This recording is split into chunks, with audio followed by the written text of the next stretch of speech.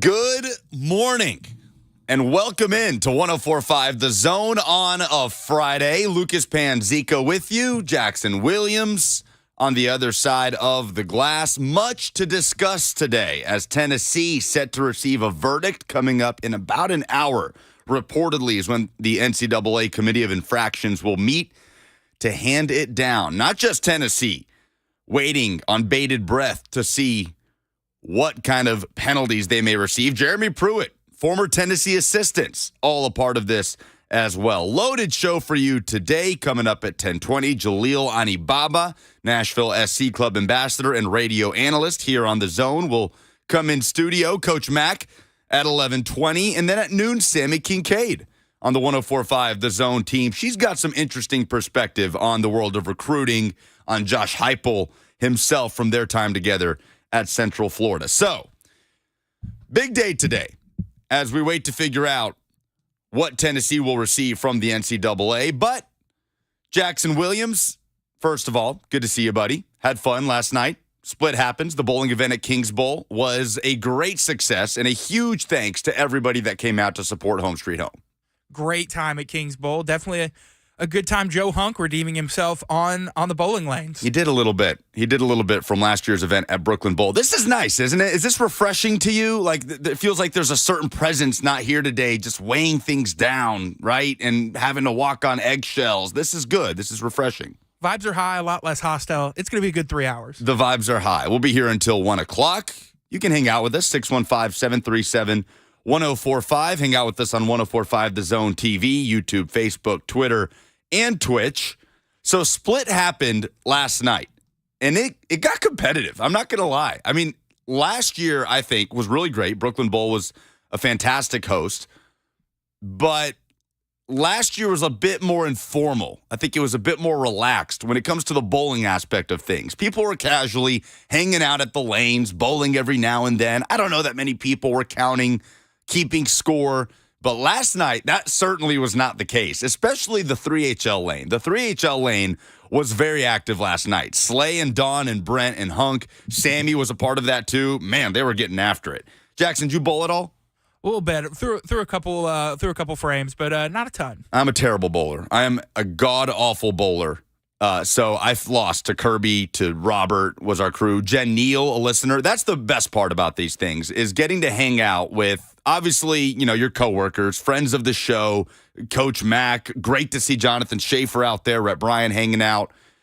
People that hop on. Tommy Putnam of Moon Taxi came by. He did a few celebrity shots for me. He's a great bowler. I am not. But hanging out with the listeners that are a part of this thing each and every day, listeners that we've seen before, listeners that you get to meet for the first time. It was great to hang out with Gator Mike, Scoob, Jen last night at Kings Bowl. So great time had by all. And I know we dog him all the time. It's great for him to not be here today. But Buck Reising did a fantastic job of pushing that thing through, of heading up the whole event. And I know Steve, his wife Andy, over at Home Street Home, very, very grateful. And great success at Kings Bowl. That's fantastic. There you go. Can't wait for it next year. We'll do Split Happens each and every year from here on out. So, big news day today. Like I said, coming up at 10:20, Jalil Anibaba will be in studio. A lot of you will get to know him for the first time on this portion of the 104.5 The Zone airwaves. But the news of the day, Tennessee set to learn its NCAA verdict. It's a long time coming. I mean, Jeremy Pruitt was fired as the head coach at Tennessee in 2021, January 2021. Do you remember what Philip Fulmer said, Jackson, at the press conference announcing the firing of Philip Fulmer? If he could find some sort of positive on the Pruitt era. I mean, just one thing that was good over these last couple of years. What did Philip Fulmer have to say? Man, I was at that press conference. I cannot remember. You don't remember? That's fair. Those words are just rattling around in your head. Fulmer said recruiting was good. Yes, it was. Recruiting was good. Recruiting is also what is going to determine whatever the NCAA hands down to Tennessee today. Now, the latest on this is coming from Chris Lowe. So might as well lead with this because Chris Lowe, who is obviously locked in with pretty much anything happening around the Southeastern Conference, especially around Tennessee football, tweeting at 9:48 this morning. He says, sources tell me and Pete Thamel, that Tennessee football will avoid a bowl ban among the punishment it will receive today from the NCAA Committee on Infractions Punishment. He says the Vols are expected to pay a steep fine for violations that occurred under former coach Jeremy Pruitt. So 11 o'clock Central Time is at least when the Zoom meeting starts, the NCAA Committee of Infractions. Those hearings happened earlier this year between Tennessee, Jeremy Pruitt, and his team. Greg Sankey was in attendance, which to me is not insignificant. But we put it to a poll at Lucas Panzica on Twitter. Does Tennessee get a postseason ban? And Chris Lowe may have already answered that for us. I think you could go into this pretty confident anyway that Tennessee was not going to get a bowl ban. The NCAA has made it clear in recent years that there's going to be less of an emphasis on punishing players, punishing coaching staffs, where everybody in the building had nothing to do with the incidents that occurred X amount of years ago. We've seen it far too often in college athletics. For me, most recently, Jackson, you tell me if there's a more recent example of a program that was punished, players punished for something that they had absolutely no involvement with.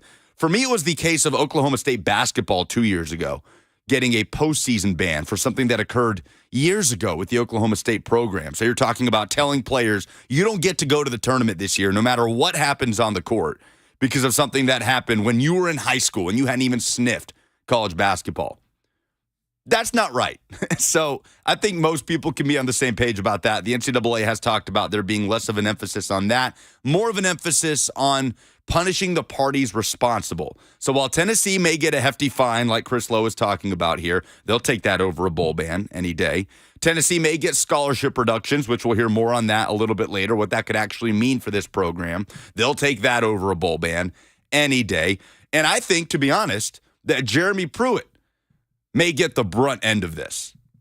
You've already seen show causes handed out to some former Pruitt assistants. I have the Adam Sparks article in front of me from Knox News. He says the NCAA already agreed to show cause penalties for former assistant coaches Brian Niedermeyer, he gets 5 years. Shelton Felton, he gets 4 years. Director of Player Personnel Drew Hughes, he gets 4. And student assistant Michael Magnus, he gets 3 years. So, for the amount of time allotted to each of those individuals, a university cannot hire a coach or recruiter without NCAA approval during the length of that ban. I think Jeremy Pruitt gets a show cause. Potentially the funniest aspect of this would be Jeremy Pruitt's wife getting a show cause. Casey Pruitt. I mean, Sparks continues in his article. Pruitt and his wife, Casey, former assistant Derek Ansley, recruiting director Bethany Gunn, and assistant recruiting assistant, Chantrice Boone are among the parties who could receive penalties today. So Casey Pruitt, the wife of a coach, which certainly is a job in and of itself, Casey Pruitt herself could receive an NCAA penalty. That has got to be a first. Miss Cornbread, Brandon in the F&M Bank chat calls her.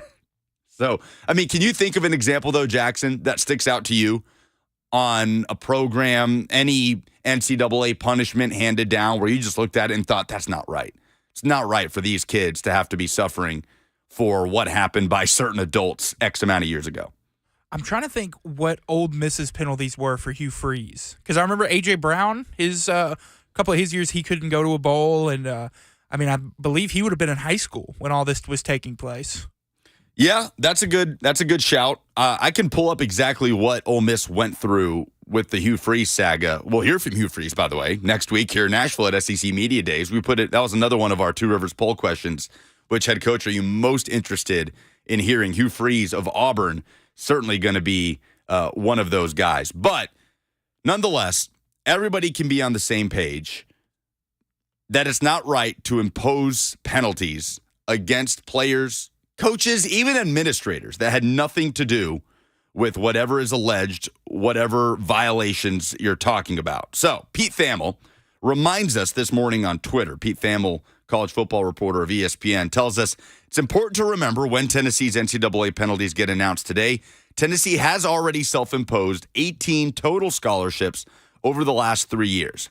7 official visits, 2 home games without official visitors, 12 total weeks with no unofficial visitors, and 34 evaluation days. That is what Tennessee has imposed on itself coming out of this. Remember, Tennessee very specifically did not self-impose a bowl ban. They refused to self-impose a bowl ban back in 2021. They went to the Music City Bowl, and That was probably the right decision, especially if what Chris Lowe is saying is correct, and there's no reason to believe that it's not. An hour from now, we have an announcement from the NCAA that Tennessee will not receive a postseason ban. Then that will turn out to have been a very good decision by Tennessee. And I think the days of self-imposing postseason bans are largely over in college athletics for situations like this. Most recently, we've seen LSU do it in 2020. But you're talking about a 3-7 year COVID year where Ed Orgeron gets fired, and LSU ends up getting handed down some financial penalties. They get put on probation with the basketball program, with the football program. But like the LSU situation, I think Jeremy Pruitt gets a heavier penalty than the university itself. In the case of LSU, Will Wade, obviously the head coach of the men's basketball program when all of that stuff was going down, strong ass offer, all of these things. Will Wade, the one who gets the show cause. He's currently the head coach over at McNeese State. Will Wade basically can't recruit at McNeese State for the next couple of years. Significant recruiting violations as a part of that, or recruiting restrictions, rather, as a part of that show cause. So I think something similar plays out here with Jeremy Pruitt. I think it's going to be a while before you see Jeremy Pruitt coaching football again at the collegiate level. His most recent stop was with the New York Giants. It'll be interesting to see what's next for Jeremy Pruitt. Maybe he goes back down to Hoover. Maybe he relives those glory days with the Hoover Bucks.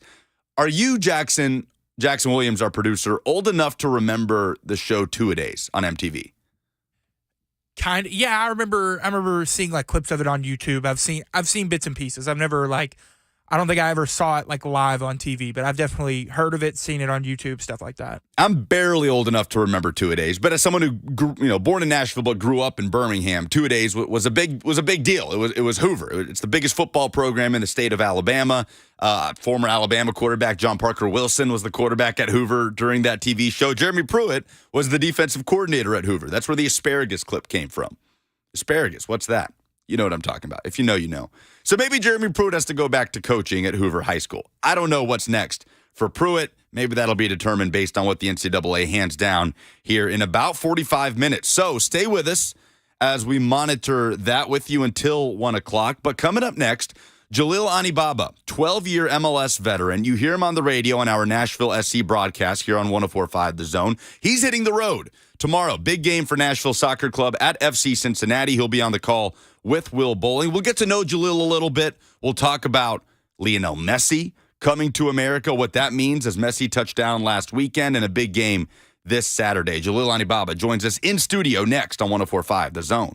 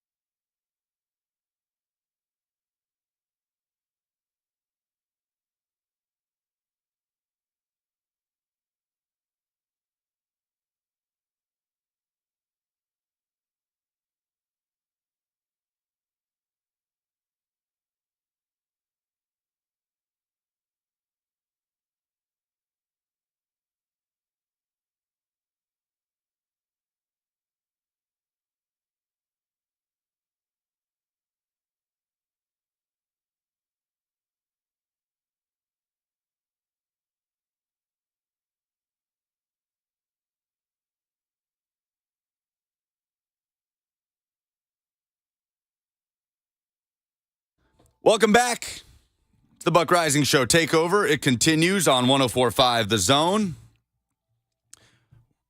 We're here until 1 o'clock, and a very special guest joins us in studio. You hear him each and every Nashville SC radio broadcast right here on 104.5 The Zone.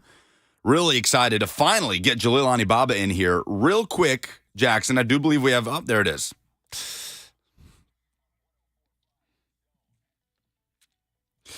Well, we finished the last segment talking about it, and so we'll pick right back up. Jeremy Pruitt is getting a show cause. 6 years. For 6 years, Jeremy Pruitt cannot coach at the college football level unless whatever particular school that wants to hire him has very specific permission from the NCAA. So real quick, Will Bowling, also in studio with us. Hello. He's going to be on the call tomorrow at FC Cincinnati alongside Jalil Anibaba. Real quick reaction, Will. We finished the last segment talking about, look, Pruitt's probably going to get a heftier punishment than Tennessee is, right, just like Will Wade did with LSU a few weeks ago. And obviously we don't know what's going to happen with Tennessee. Chris Lowe reporting there will be no postseason ban, but early indications are that will be the case. Yes, so Pat Forty puts this out. It is a 6-year show cause, and the kicker of this, if Jeremy Pruitt gets another job within that 6-year window, he will be suspended for the full first season with that school. So essentially in 2029 is when Jeremy Pruitt can begin to coach again without any kind of suspension. That will be likely as the Alabama defensive coordinator. So in 2029, go ahead and mark your calendars. Jeremy Pruitt will probably be, I'm halfway joking. But yes, 6-year show cause for Jeremy. And Tennessee looks like we'll get an $8 million fine and 28 total scholarships reduced, which means they only have to take 10 more away because Tennessee has already self-imposed 18 scholarship reductions. So now Austin Price of allquest.com says Tennessee likely will just reduce 2 scholarships for the next 5 years, and that is all they will have to do in addition to paying an $8 million fine. So there you go. Jeremy Pruitt, a 6-year show cause. We'll find out exactly what Tennessee's punishment is. The verdict will come down in hour 2 of the program, meeting that will begin at 11 o'clock Central Time. So Jalil Anibaba joins us in studio. Like I said, Nashville SC radio analyst, club ambassador, played Major League Soccer for 12 years. But before that, Jalil, you were a college athlete. Yep. A transfer to North Carolina. For anyone who doesn't know, one of the premier men's soccer programs in the country. I mean, when you see stuff like this, recruiting scandals in the world of football, like as an athlete, when you were at UNC, how would you process some stuff like that? I know you were there with some of the academic scandal going on at North Carolina. Yeah. Were you kind of outside looking in on a lot of that stuff? I mean, not really. I was pretty much on the inside looking in. Yeah. Because a lot of that stuff was going down in the athletic academic department, and there were tutors involved and all this kind of wild stuff. For me, it's hard to really think about how I would have processed it back when I was in college because the whole landscape has completely changed. For me now, it's kind of like if you're getting caught up in recruiting scandals, you're just really being sloppy with it because there's NIL deals now. There's money being transferred from, organizations to young, college athletes. But I feel like now it's about following the rules. But I think the last thing that I'll say is since the whole world of NIL deals in the college world is so new, we're still kind of in the wild, wild west. I would not be surprised if we see a few more sanctions like this littered around the country. You want to talk about sloppy? This was the definition of sloppy, what was happening with Tennessee football right here under Jeremy Pruitt.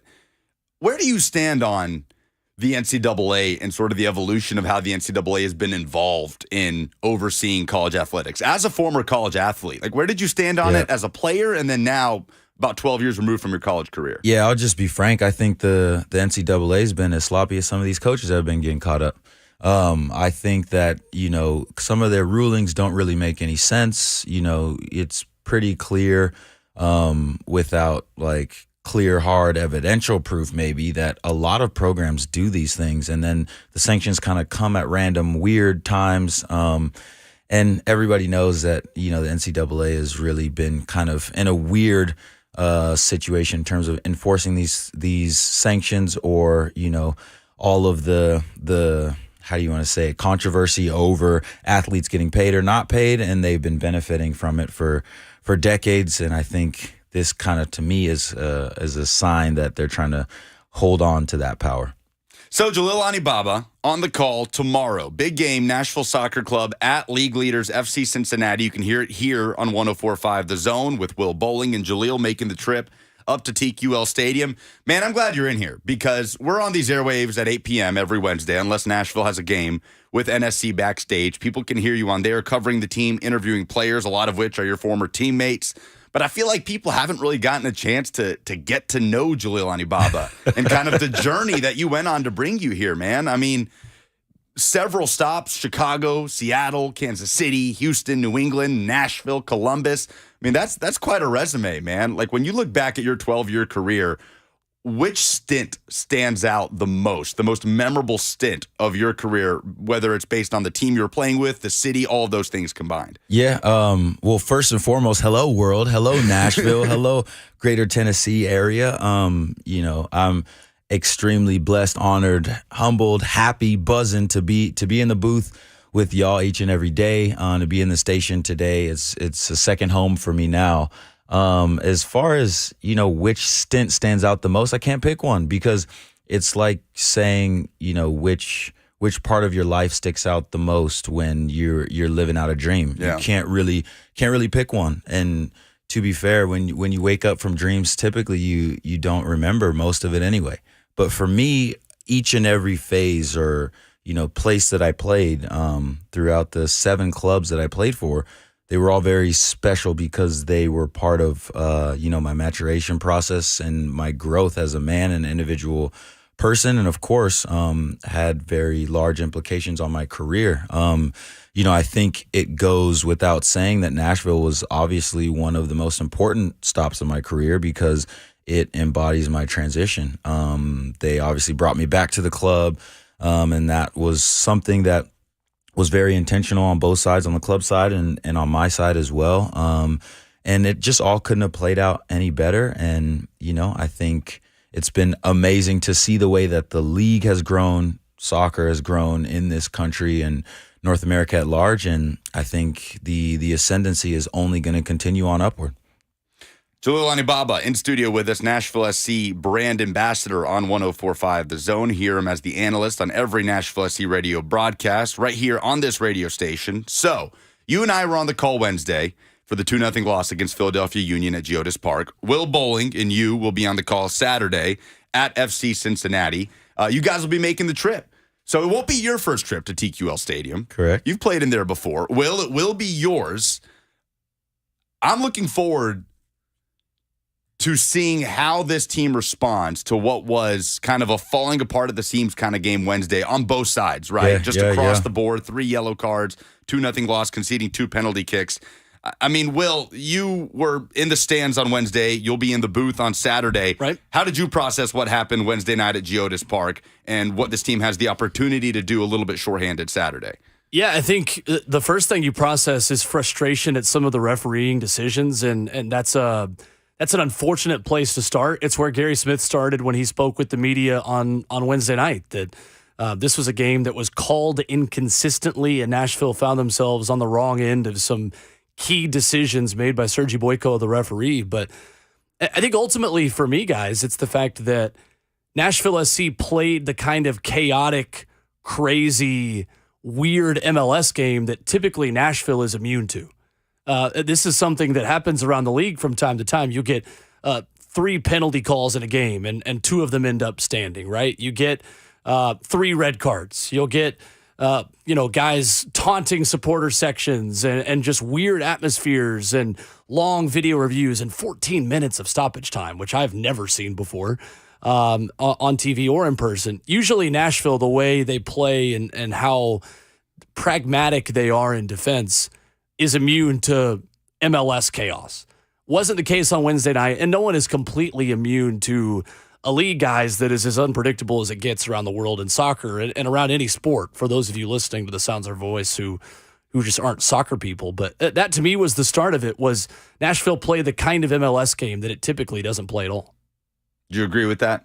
Yeah, I think what I would add is that, what I was always taught as a player is that whatever's going on around you in the stadium, it's referee decisions, X, Y, and Z. It's about composure. And that for me is, what is always at the forefront of players' minds. And especially when you're talking about veteran players in a Shaq Moore and a Daniel Lovitz, to Will's point, you typically don't see them lose their composure. So for them to lose their composure throughout, what was a very important match with an even more important one coming tomorrow night, that there's a lot going on. The plot is thick. There's a lot of, pressure on the situation. Not that any of those players can't handle it, but whenever you see things like that, that means that, there's players get to a point where, enough is enough for whatever reason. And I can't speak for, what was going on in their minds, but I've been there before. And I know,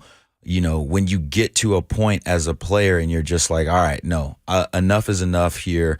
And, you lose that part of your brain that normally is your control center for composure, and you throw caution to the wind, so to speak. Yeah, it typically means a player is just completely fed up. I think now, to your earliest point, Lucas, the most important thing is the bounce back. And what does it look like? What does the response in terms of character, in terms of a performance, in terms of fortifying the mentality within that locker room? What does it look like tomorrow evening?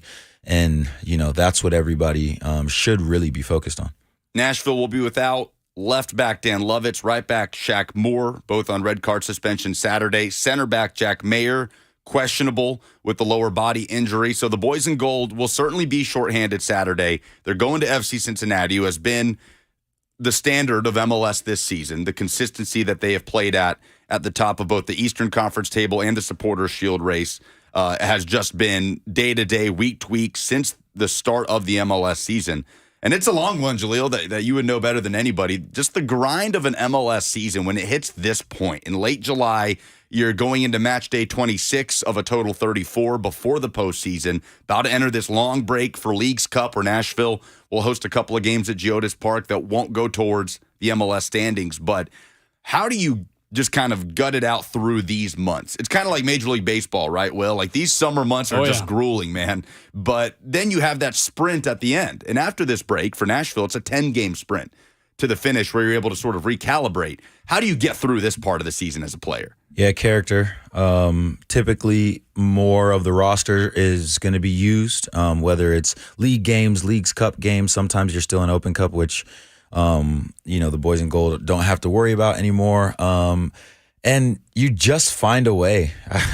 There's no other way to describe it. You just find a way. If you're, playing 3 games in a week, that Wednesday game, you just find a way to get through the first 45 minutes. Then, okay, normally adrenaline can get you to the about 65th, 70th minute. And then the game typically gets so important in the last 15 minutes of the match, you aren't even thinking about your physical state. And then that next Saturday game, okay, typically it's about, okay, it's a big game, let's go. You get your recovery in between matches, and you just go for it. You don't think. I think everybody can relate to this aspect in life, whether you're a sports person, a soccer person, you play sports, you're just a general fan of sports, or you're just a fan of life. We can all relate to, okay, you look at either your schedule or what's expected of you in the next week or 2 or a month, and you're like, I have no idea how I'm going to get through this, but I'm going to get through it. And that's this part of the season. Our parents out there, they can relate to that with the young kids and all that stuff. But, I think nobody really asks you how you do it. They just look at if you do it or not. 6:30 kickoff on Saturday, 6 o'clock pregame at FC Cincinnati. And then Nashville's not back in action until late August. So a long break for Leagues Cup, where they will host Colorado Rapids and Toluca Deportivo at Liga MX on the week of July 22nd. Both of those games at Geodis Park. You can go to NashvilleSC.com for tickets. A new competition, Liga MX, MLS, North American Soccer Supremacy, the first of its kind. As a player, when MLS and Liga MX and CONCACAF are trying all of these new things, you just kind of take it as it comes, right? Like, how do you calibrate in your mind how to prioritize a competition like Leagues Cup that's new and you've never done it before, but still an opportunity to win a trophy against teams you've probably never seen? Yeah, I think it depends on who you're talking to, who you're asking. When you're talking to players, By and large, they're hyped about it. You know, Leagues Cup means more games. So when you're talking about roster, more guys are going to get to show what they got, who they are, and on a really big stage. It's not like Leagues Cup is being played against teams that nobody cares about. This is a tournament that, you know, is MLS versus Liga MX. There are going to be millions more eyeballs on this tournament than we've ever seen in MLS games throughout the course of the summer. You know, Liga MX fans are literally some of the best fans in the world. So, you know, expect Geodis Park to be all the way full whenever there's a Liga MX Mexican team in Nashville. And, you know, there's bonuses players are hyped about anytime you can get more money. You know, and then as far as coaches are concerned, they know that they have more of a balancing act on their hands. I think for coaches, they are the ones that bear probably the biggest brunt of the burden in terms of trying to figure out what's the right balance of players to mix it all in. And then I think if you go kind of up the ladder with GMs and you know, CSOs and owners of teams, it's an opportunity to win a championship and then put your club and your city at the forefront of conversation, and not only just MLS soccer but global football. Jalil Anibaba, Will Bowling in studio on 104.5 The Zone. Hear them as Nashville takes on FC Cincinnati on the road Saturday night. The whole NSC radio team in one room. We don't get to do this that often. Yeah, this is good. Yes. When's the last time this happened? You know, I don't know. Maybe we need to have a 3-man crew on a game one time. I'm just saying, like, getting this dynamic trio together is a problem. Well, it's a problem in the best way. Maybe we need to pull out all those stops for August 30th when Nashville heads down to Miami. Obviously, the headline that is just going to perpetually dominate MLS for the remainder of this year is Lionel Messi, who touched down in Miami just a couple of days ago. He will be unveiled as a Miami player Sunday, halftime of the Gold Cup final between Panama and Mexico. Shout out Nashville midfielder Anibal Godoy with the chance to win a trophy with his international team. I mean, what are you guys reasonably expecting from Lionel Messi in 2023? Not even just for what he's going to do for MLS. I'm just talking about for the next few months, Will. For me, it's lead a team that's in last to the playoffs. That's the first thing. I mean, there are so many players that are coming to Miami just because they want to play with Lionel Messi, as they should. Former Barcelona teammates like Jordi Alba and Sergio Busquets. Other names that will come to the surface over the coming days and weeks. For me, we've talked about this, guys.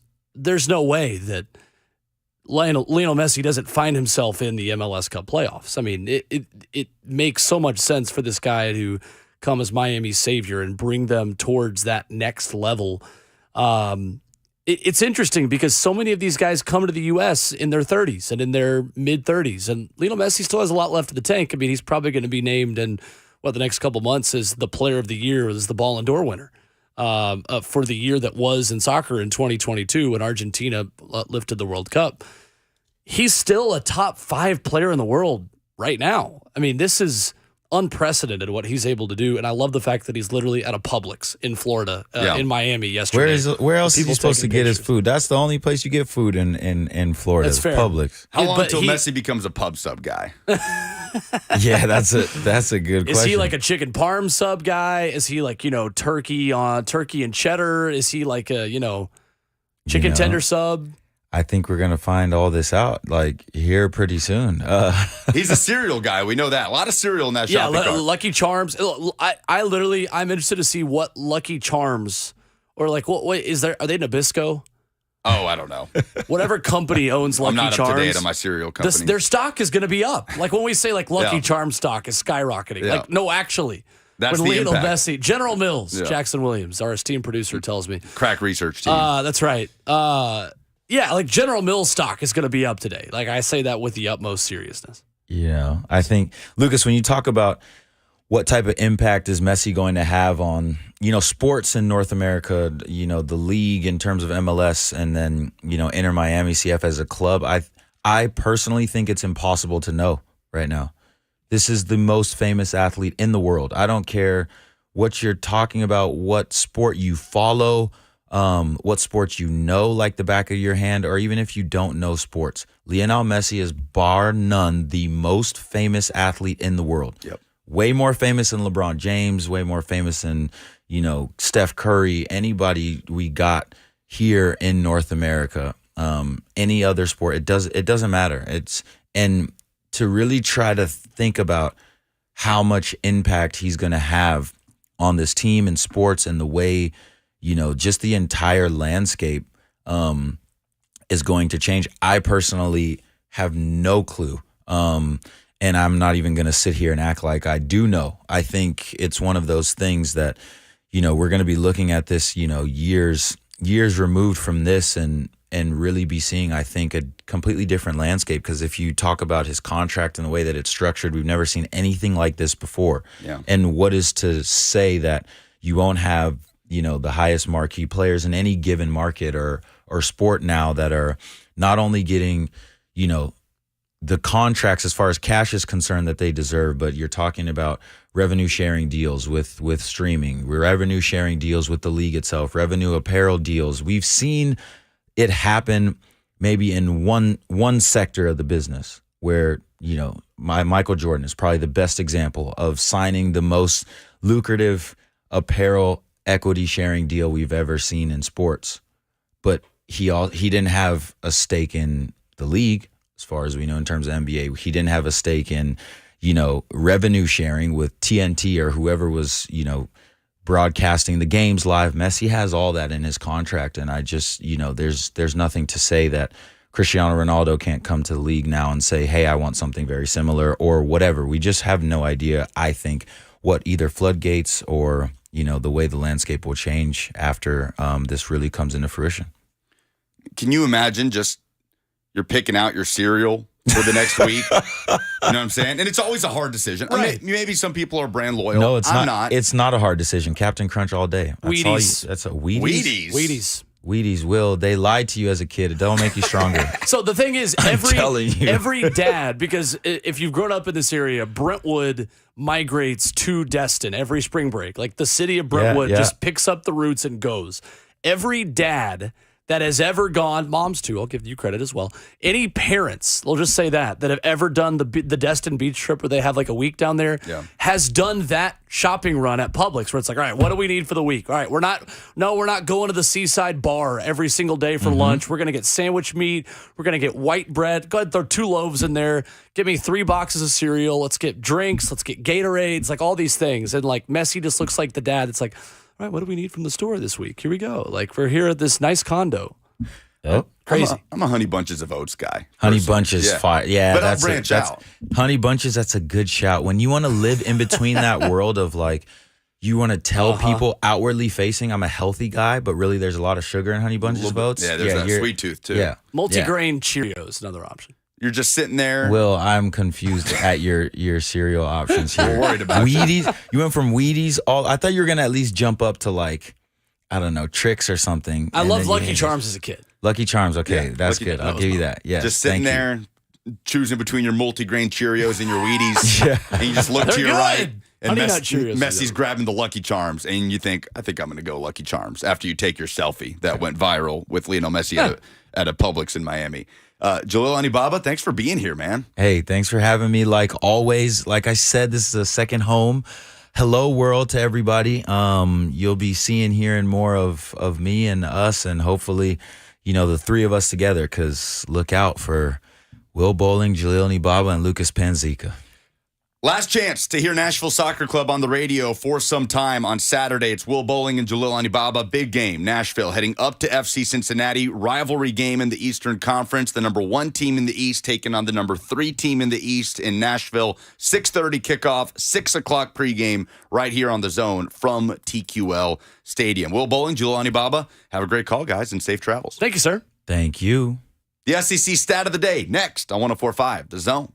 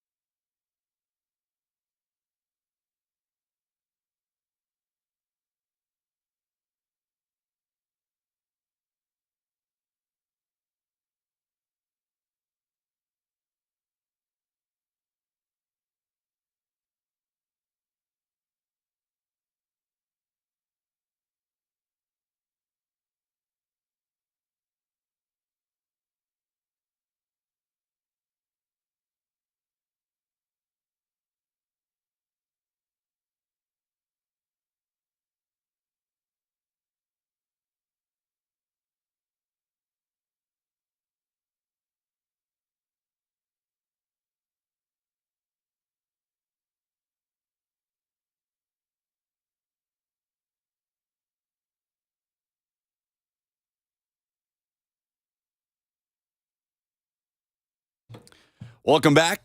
104.5 The Zone. Lucas Panzica with you until 1 o'clock. Shout out to Jalil Anibaba for coming in studio. Have loved working with Jalil on these broadcasts, man. It has been a great experience watching Nashville Soccer Club and 104.5 The Zone come together this year, and what that's going to look like with Lionel Messi in the mix. Just to throw that into the Major League Soccer mixer, it's going to be fun. News of the day, coming up in just a few minutes, the NCAA's Committee of Infractions will congregate and hand down a verdict for Tennessee football on recruiting violations committed by Jeremy Pruitt and his staff in the Pruitt era that spanned in the 2018, 19, and 2020 Tennessee football seasons. The biggest news so far, Jeremy Pruitt receiving a 6-year show cause from the NCAA. Weeks ago, we had show causes handed down to assistants, former assistants of Pruitt, each of them getting, any range of 2 to 4 or 5 years. Brian Niedermeyer, one of those guys, Shelton Felton.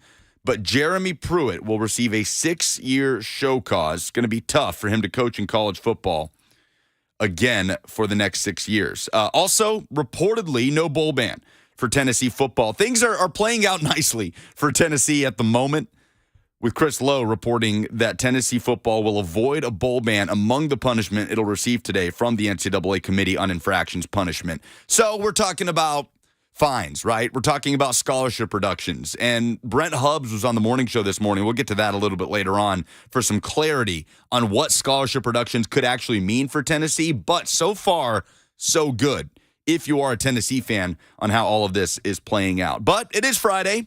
It's 10:45. So let's do the SEC stat of the day.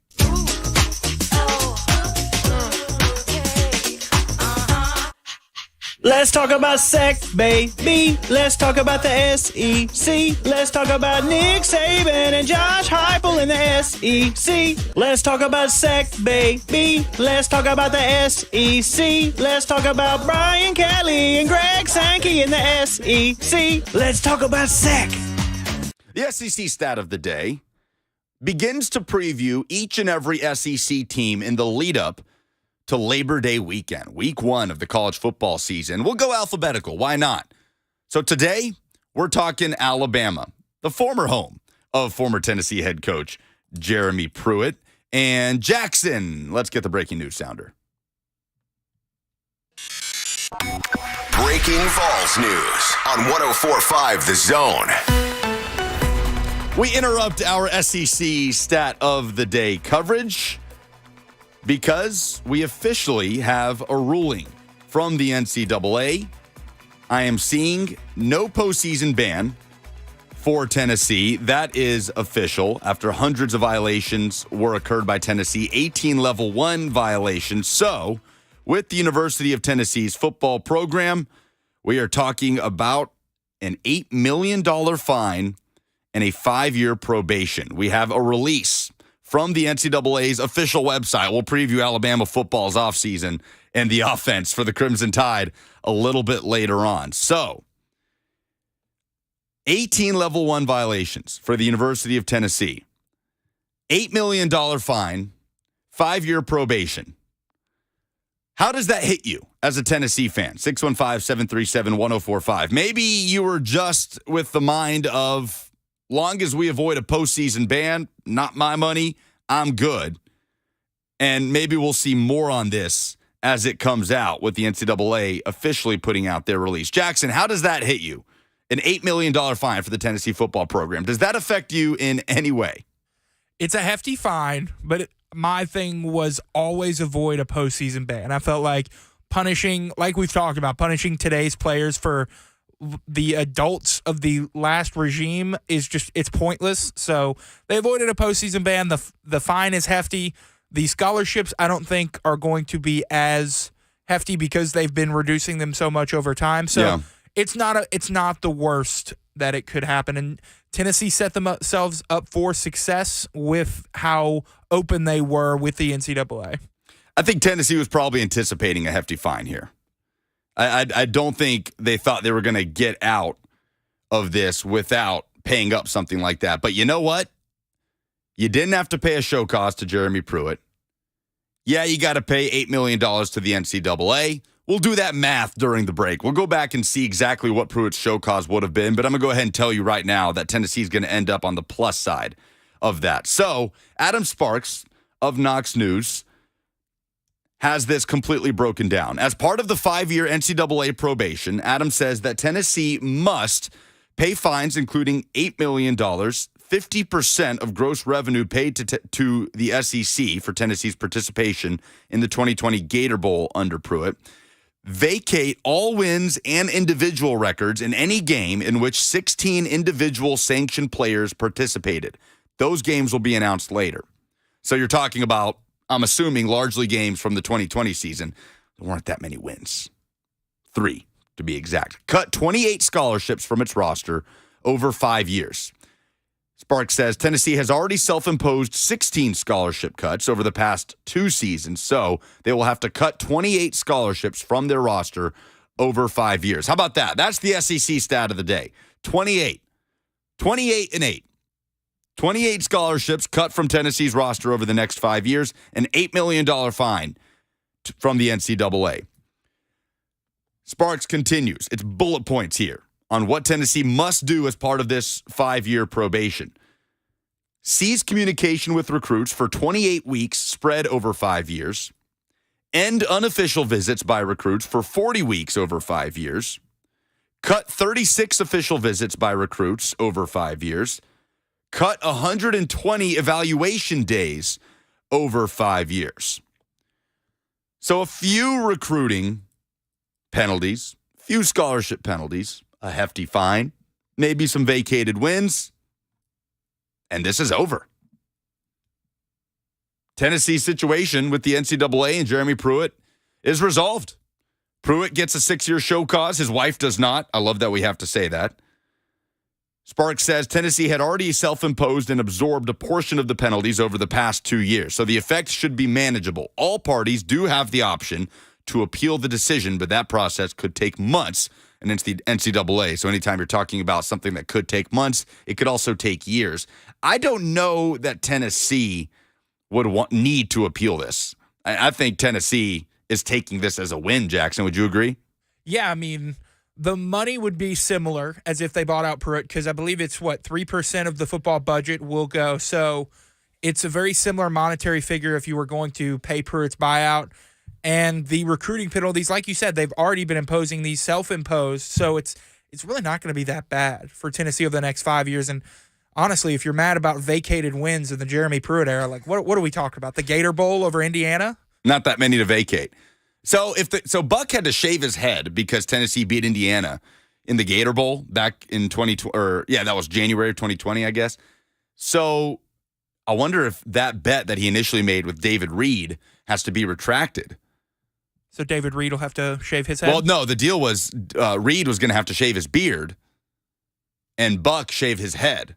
So if Tennessee won, Buck shaved the head. If Indiana were to win, Reed would have had to shave his beard. So I don't know. Maybe you have to go back and reanalyze that if that is one of the vacated wins. There weren't that many in the Pruitt era. Clippers. Mike from White House on 104.5 The Zone. You can hop in 615-737-1045. What's up, Mike? Hey, guys. It's a pleasure to call into the Lucas Panzica show today. Yes, sir. Hey, I kind of am okay with these, man. I mean, honestly, I was thinking it might be a little bit steeper, and I'm pleased. I do wonder, though, like the probation, 5-year probation, and some of these penalties on recruiting and things that we're going to have to work out. Does the last 2 years count for that probation period and for maybe some of the things that we've already self-imposed, or is it from this point for the next 5 years? Sorry, rephrase that question. Mike, sorry, ask that question one more time. So the penalty, the probation period and like all of the recruiting penalties and stuff that we're going to incur, does that probationary period include the last 2 years that we've already been under Heupel, or does it start from this point on for the next 5 years? That's a great question, Mike, and thanks for the call, 615-737-1045.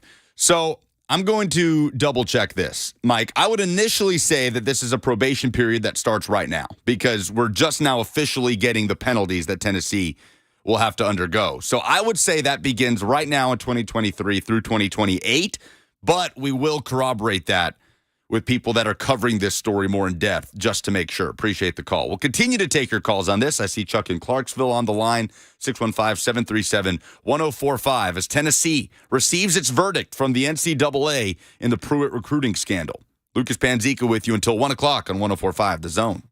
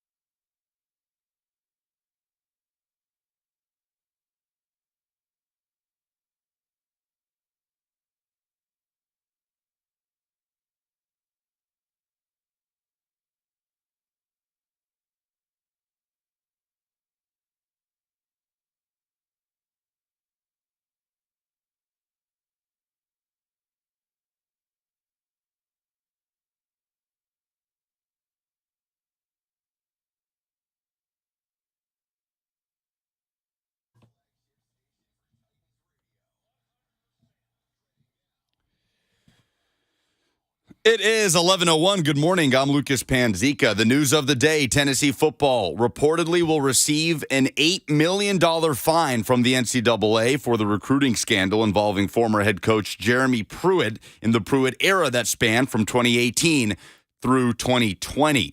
Tennessee also will be on 5-year probation from the NCAA, and Jeremy Pruitt set to receive a 6-year show cause. The NCAA release will be expected very shortly. For all your foundation repair and waterproofing needs, visit USSTN.com. Breaking news at once on your home for the Titans and Vols. This is 104.5 The Zone.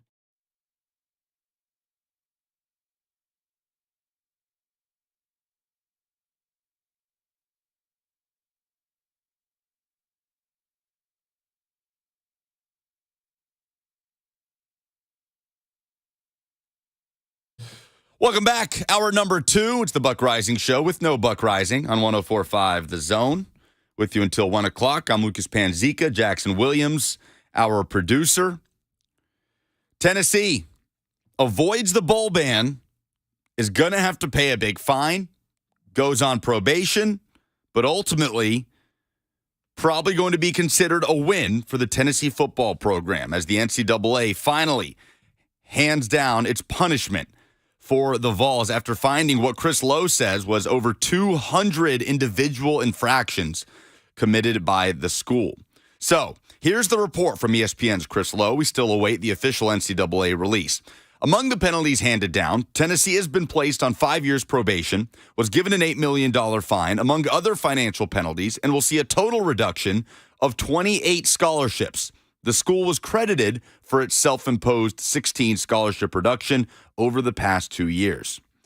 So a big part of this, and the reason that one of the reasons Tennessee won't see a postseason ban, that this punishment is not more severe, is what the university did in response to this. And make no mistake, this is not,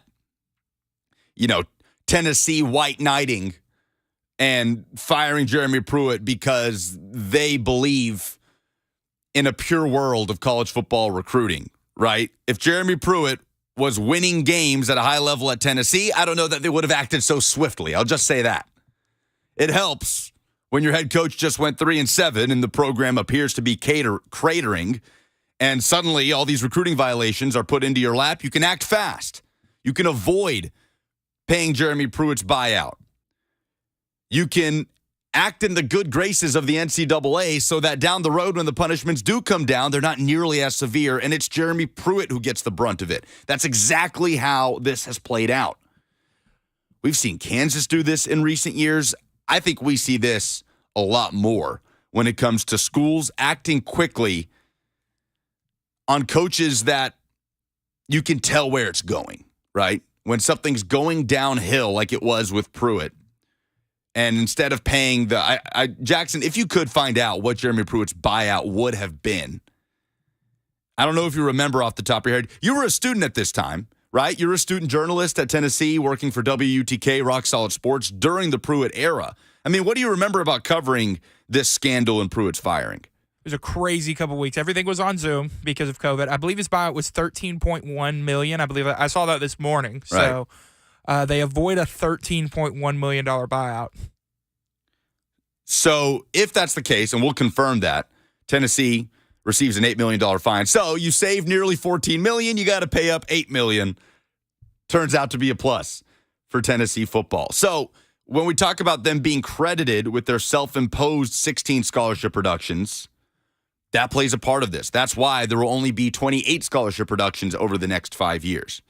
Brent Hubbs of VolQuest, now a part of On3 Sports, was on with the morning show with Ramon, Kayla, and Will this morning and was talking about the specifics of this and exactly what scholarship reductions mean. Like when you hear 28 scholarship reductions and you think to yourself, wait, so Tennessee goes from 85 scholarship players this year and they got to just take 28 out of that and you just got to operate that way in 2023? That's not necessarily the case. Here was Brent Hubbs breaking it down on the morning show. Whenever the punishment's announced, it won't be surprising if they say, to make it look really bad, Tennessee was got, 25 or 30 scholarships. And the first reaction from fans is, wait a minute, we're going to have 50 players to go play football? Like, how does that work? Yeah. And that's not how it works, okay? You're docking the scholarships over a period of time, okay, however long the probation period is, if it's 4 years, 5 years, 3 years, whatever. And it's also important to note that Tennessee, heading into this year, not counting this year, heading into this year, has already self-imposed 16 scholarship reductions. So let's say you get a 4-year probationary period and you get 25 scholarship reductions. Okay, between now and the end of that 4 years, Tennessee would have to do 9 more scholarship reductions. So the bottom line is it's not ideal. But Tennessee's not going to line up and play with 75 scholarship players. They're not going to be crippled. Nobody's crippling anybody like that. And I just think that's important to note for fans because when they see whatever the number is, whenever all this comes out, the first reaction is going to be that they're taking away 30 immediately or 25 or whatever that number is, and you think your program's crippled. You're like, hey, we're SMU. That's not how this works. And so Tennessee has had basically a 30-month plan to try to anticipate some of these things and to try to put themselves in a position to start getting through some of it, which is why they self-imposed many of the things they self-imposed, including some recruiting restrictions they put on themselves to help navigate these waters. What Tennessee did not do, and what they have fought from the get-go, is a postseason ban. And Tennessee's feeling on that is that you're not supposed to. The NCAA has said we're not going to punish players who weren't involved. None of the players on this team left were involved. That's why they didn't punish them, and they went ahead and went to the Music City Bowl 2 years ago, and obviously played in the Orange Bowl last year. And that's what Tennessee's fighting. I mean, there's going to be a fine. There's going to be a financial fine come. It'll be a hefty fine. I think it'll be in the high seven figures that Tennessee will have to pay over a period of time. But Tennessee is more okay with that. They don't want that, but they're much more okay with that than current players being punished who had nothing to do with any of this, and a current staff of coaches and administrators who had nothing to do with what happened when Jeremy Pruitt was here. As usual, Brent Hubbs of VolQuest, pretty spot on there. High seven-figure fine. That's what happened. No postseason ban. That's what happened. And a little more clarity there on what exactly scholarship reductions mean and how they're spread out. In this case, over the course of a 5-year probation period. This is a little bit unprecedented in the history of the NCAA. 615-737-1045, by the way, to get your reactions on this. Are you good with this? If you're a Tennessee fan, you feel like this is appropriate? Are you wiping any sweat off your brow? Were you significantly worried about the possibility of a postseason ban? If you're not a Tennessee fan, were you hoping for a more serious punishment? I want to hear thoughts on this from all angles. Neutral, opposed, supporting Tennessee in this case. 615-737-1045. You can hang out with us as well on 1045 The Zone TV, YouTube, Facebook, Twitter, and Twitch. So, Chris Lowe, talking about the unprecedented nature of this penalty, says the $8 million fine, which the NCAA says was, quote, equivalent to the financial impact the school would have faced if it missed the postseason during the 2023 and 2024 seasons, is believed to be the largest ever levied in an infractions case. There it is. It could also signal a trend towards stiffer financial fines in future infraction cases. Here's a direct quote from the NCAA. The panel encountered a challenging set of circumstances related to prescribing penalties in this case.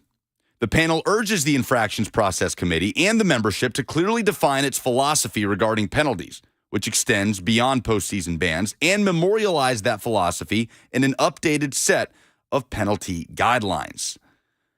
So, the NCAA, maybe for the first time that I can remember, kind of putting their money where their mouth is, when they have said recently that they're going to move away from postseason bans, especially for programs that have players that had nothing to do with that situation. Punishing players that weren't even in the stratosphere of the Tennessee football program when Jeremy Pruitt was allegedly handing recruits Chick-fil-A bags or McDonald's bags, whatever it was, chock full of cash.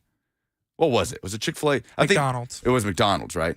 But then wasn't there reporting on that came out later? I think Mike Wilson did a lot on this, that, it wasn't actually McDonald's bags, but there were situations with Chick-fil-A bags. I don't know.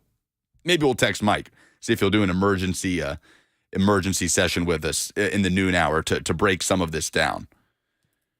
But the NCAA, to its credit, it doesn't get credit for a lot these days, nor should it, but to its credit, has said it's going to avoid those postseason bans, and it's done that here. And it's specified pretty explicitly here that the goal is to update this set of penalty guidelines, that's straight from the NCAA, to more financial penalties rather than punishing those players. You punish the school, to an extent you punish the program, yes, because those things are responsible. Although Jeremy Pruitt did this of his own volition, as the University of Tennessee says he did, him and his assistants and his wife. It's like when you talk about a scandal at Northwestern, right? In Pat Fitzgerald's case, like, I didn't know about the hazing. Well, it's a lose-lose, because if you knew about it, then you were overseeing widespread toxic hazing at Northwestern. If you didn't know about it, you didn't have any control over your football program. It's like Rick Pitino, the scandal at Louisville years ago. His whole claim that he didn't know these things were happening, that he didn't know that allegedly sex workers are being paid to bring in recruits to Louisville basketball. Okay, well, if you knew, obviously that speaks for itself. If you didn't know, you had no control over your football or over your basketball program. So yes, the university is held accountable for that reason. You are responsible for what happens within your football program. This was happening within your football program. You found out about it. You addressed it. You fired all the right parties. They're going to get their due punishments as well. So it was reasonable to feel that Tennessee was going to be on some sort of receiving end of a penalty here from the NCAA. That is a hefty fine. Like we said, $8 million believed to be the largest ever levied against a school. And the NCAA opting for the financial penalty rather than the postseason penalty. Again, that fine equivalent to the financial impact the school would have faced if it missed the postseason during the 2023 and 2024 seasons. So instead of preventing these kids from having more opportunity on the field, kids that are not at fault whatsoever, we'll just find the school the money that they would have made in those cases. To me, that actually makes sense. So there you go. Tennessee can put this behind it. Obviously, they're going to have to work through some of these penalties, none of them crippling over the course of the next 5 years.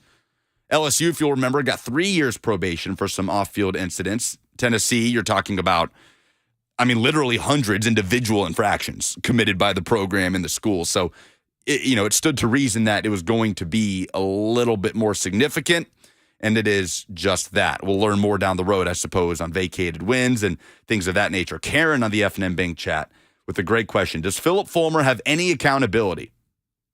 Talk about someone that did get off scot-free on this. Philip Fulmer retires, basically gets to jump on board the ship of the university train. And yeah, Jackson making that motion with your hands, wiping his hands clean of it.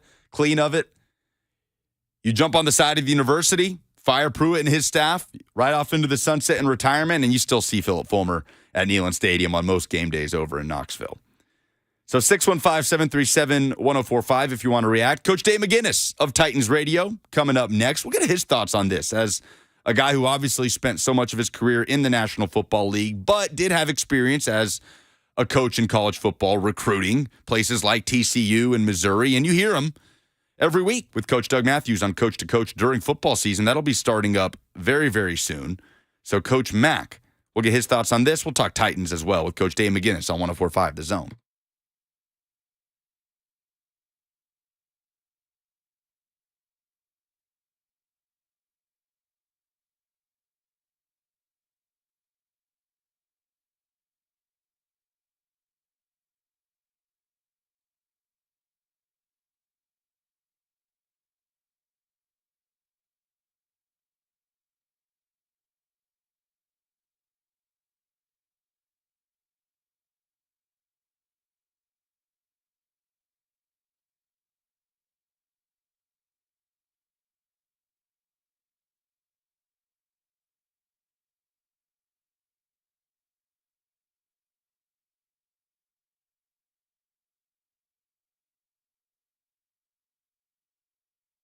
The Gambling Clinic is here to help you if you or somebody you love has been experiencing issues caused by sports gambling. Now, the vast majority of people gamble for fun without any problems, but about 5% of people report spending too much money on gambling, getting into arguments at home because of it, and the Gambling Clinic is here to help you if you are experiencing any of those situations. It was established in 1999 by Dr. James Whalen and his staff at the University of Memphis, and the goal is to complete 8 to 10 weekly individual sessions with someone trained to help with gambling problems and gambling addiction. They're not there to discourage you from gambling because, like I said, the vast majority of people gamble without problems. But if you are somebody who experiences issues, they want to give you the tools and help you gain capacity to be able to identify those problem areas for you if you are participating in gambling. For more information, go to thegamblingclinic.com. That's thegamblingclinic.com. This project is funded by the Tennessee Department of Mental Health and Substance Abuse Services.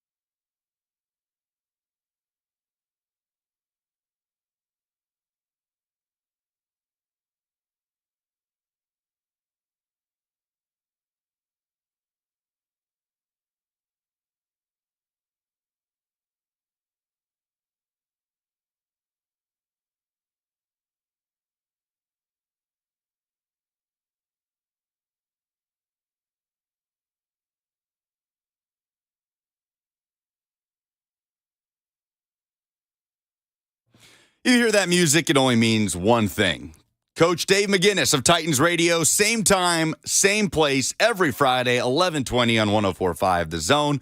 Bit of a different spin to it today, Coach Mack, but appreciate you joining us regardless. Really fun to hang out with you and everybody yesterday at Kings Bowl. As always, was a smash hit. Split happened. It was a great success, Coach. I don't know if you bowled a few frames, but great to hang out with you last night in Cool Springs. Lucas, first of all, glad to be on with you today. Buck is probably recovering from a very, very successful event. That was a great event. That was an absolutely outstanding event. I mean, I really enjoyed myself. I went up and down all the alleys, taking pictures, signing hats, and just talking with – we've got great listeners to 104.5 The Zone. I enjoyed that so much. Those people, first of all, were there supporting a great cause, but they're, really, really cool. That's a very cool evening. And then plus, I got it jump started a little bit with 3HL, offering a little cash incentive for the highest bowler between those three. And then Brett Doherty brought a group with him too. Their teams, that was live and in color. It was great. I mean, it was outstanding. It was so much fun. And I had people texting me during the night, asking how it was going, because that should be I hope that's an annual event there, because the venue was great. And then, of course, the participation by our listeners was outstanding. And as I said, I really, really enjoyed the whole thing. But that whole 3HL group, there's competitive. Those three are competitive now. And Sammy jumped in there too. And then let me give a huge, huge shout out, because it's absolutely warranted. Joe Hunk, Improved Player of the Year, got the trophy. Improved Player of the Year. He was outstanding. I was so proud of him. He listened to coaching. He stayed focused, and you can't believe the turnaround that dude made. We talk about players making big jumps from year one to year two in the National Football League. Joe Hunk made a huge jump from year one to year two. It was it was a great evening. Great evening. He was in the lab, Coach, for 365 days getting ready for Split Happens Part 2. It was heated. It was heated in that 3HL lane, more so than any other. It was awesome. Yeah. It was outstanding. And of course, I was really enjoying it. I mean, those, Slay and Brent and Dawn, they were great. And then, when Sammy, when she jumped in there with that group, I mean, it was outstanding. Sammy's competitive too. Don't think that she's not. She's got a very, very unique bowling style. I don't think you could replicate it, but guess what? It got it done. Well, speaking of improved players, Coach, we're definitely going to hit on that, I think, here, because, I mean, that's a big portion of what the Titans are going to do this season, what type of improvement in year two jump you see from some guys on offense. But before that, Coach, you mentioned Sammy Kincaid. She's going to be here at noon because she's got plenty of experience in the recruiting world of college football at Tennessee. And I don't know if you've seen this, Coach, Tennessee getting handed down penalties from the NCAA, 5-year probation, $8 million fine, no postseason ban. Jeremy Pruitt kind of gets the brunt of it, a 6-year show cause for the former Tennessee head coach. Coach to Coach, starting back up soon with yourself and Coach Doug Matthews during football season. But my question for you, Coach, is when this is just hanging over your head as the head coach of a football program, how do you think coaches kind of operate in that sense? I mean, do you have to put it out of your mind and then finally it comes down, it happens, and you deal with it from there? Or are you always working through it, wondering what's going to happen and how you're going to deal with it until it finally officially comes down as it has today? You know what? I just told Jackson before I jumped on with you live on the air that this really to me points out, and of course, Danny White and Josh Heupel both knew something was coming down when they took this job, correct? Right. I mean, they knew that. And so clearly what you do is you get your mindset that you're going to move forward, and you don't really start your program and start building your program, which Josh Heupel is doing there. He's building a program. Is the fact that you don't let that hang over you and worry about what the repercussions are going to be down the road. You've got to get your base built, and they've done a tremendous job of that. And here's the thing I like, and I've gotten a lot of text of that, starting pretty early this morning, as far as what the results were going to be coming down from this thing. People trying to guess what it was. The thing that I like about it, and if like is a word to use here, is the fact that they're not punishing future players for what somebody else did. Right. Because that and see that I'd started back, and I was coaching in the Southwest Conference during that the SMU days. When all of that came down, and what happened to that program. I mean, really, basically, SMU was running NIL, 50 years ago, okay? Mm-hmm. But what happened to that program was really, really ridiculous, as far as what the NCAA did. And to me, this is much, much more equitable, and it's fair. And I haven't gone through all of it, and I'm sure you guys will dig deep into it. But the fact that they can still have a program, players can still experience anything that comes with their future successes and not have to pay a penalty for something that they had nothing to do with. So Tennessee will move on from here. 5-year probation. They'll work through some scholarship production spread out over that time. And Josh Heupel enters year 3 coming up here in 2023. Coach, shifting over to the Titans as we talk about improved players with Joe Hunk and his bowling ability. You have talked on this show and other shows about noticing a discernible difference in both Chig Okonkwo and Treylon Burks in the offseason. Both of these guys obviously critical to what the Titans will do on offense this year. Starting with Chig, where do you want to see him improve most with his rookie year under his belt? When we're talking week 1, week 2, what are you most looking for Chig Okonkwo that you maybe did not see as much last year? Well, it's going to be even more than week 1 and week 2, Lucas. This guy was on an upward trajectory at the end of the year, even though they had the 7-game losing streak at the end because of the massive amount of injuries. This guy was on a trajectory as far as upward mobility towards the end of the year. Because of this, he figured out pretty quickly that it was different playing the position that he had played at Maryland, coming in the National Football League, and he adapted to it and then embraced it and took it on. He became one of the better, if you just look at the numbers, and the individual numbers, when they threw him the ball, he was one of the better after the catch guys in the league, during that period. I think that his acceleration has just continued to add from what he had. Traylon Burks is different, okay, because he started which very, very much behind the 8 ball because of his conditioning. And then when he started rolling, then he had a turf toe, which could be debilitating. And then he came back and was really starting to take his stride. And then, took that massive hit in the end zone that he held on to the ball. But, and so that sidelined him for a while too. But to see him, and here's what I like about what he did. He understood, asked questions, and sought advice on what he needed to do so that he didn't have a repeat of what happened when he first showed up here from Arkansas. He got him. He stayed here. He worked out. He got him conditioned. He looks like a completely different player.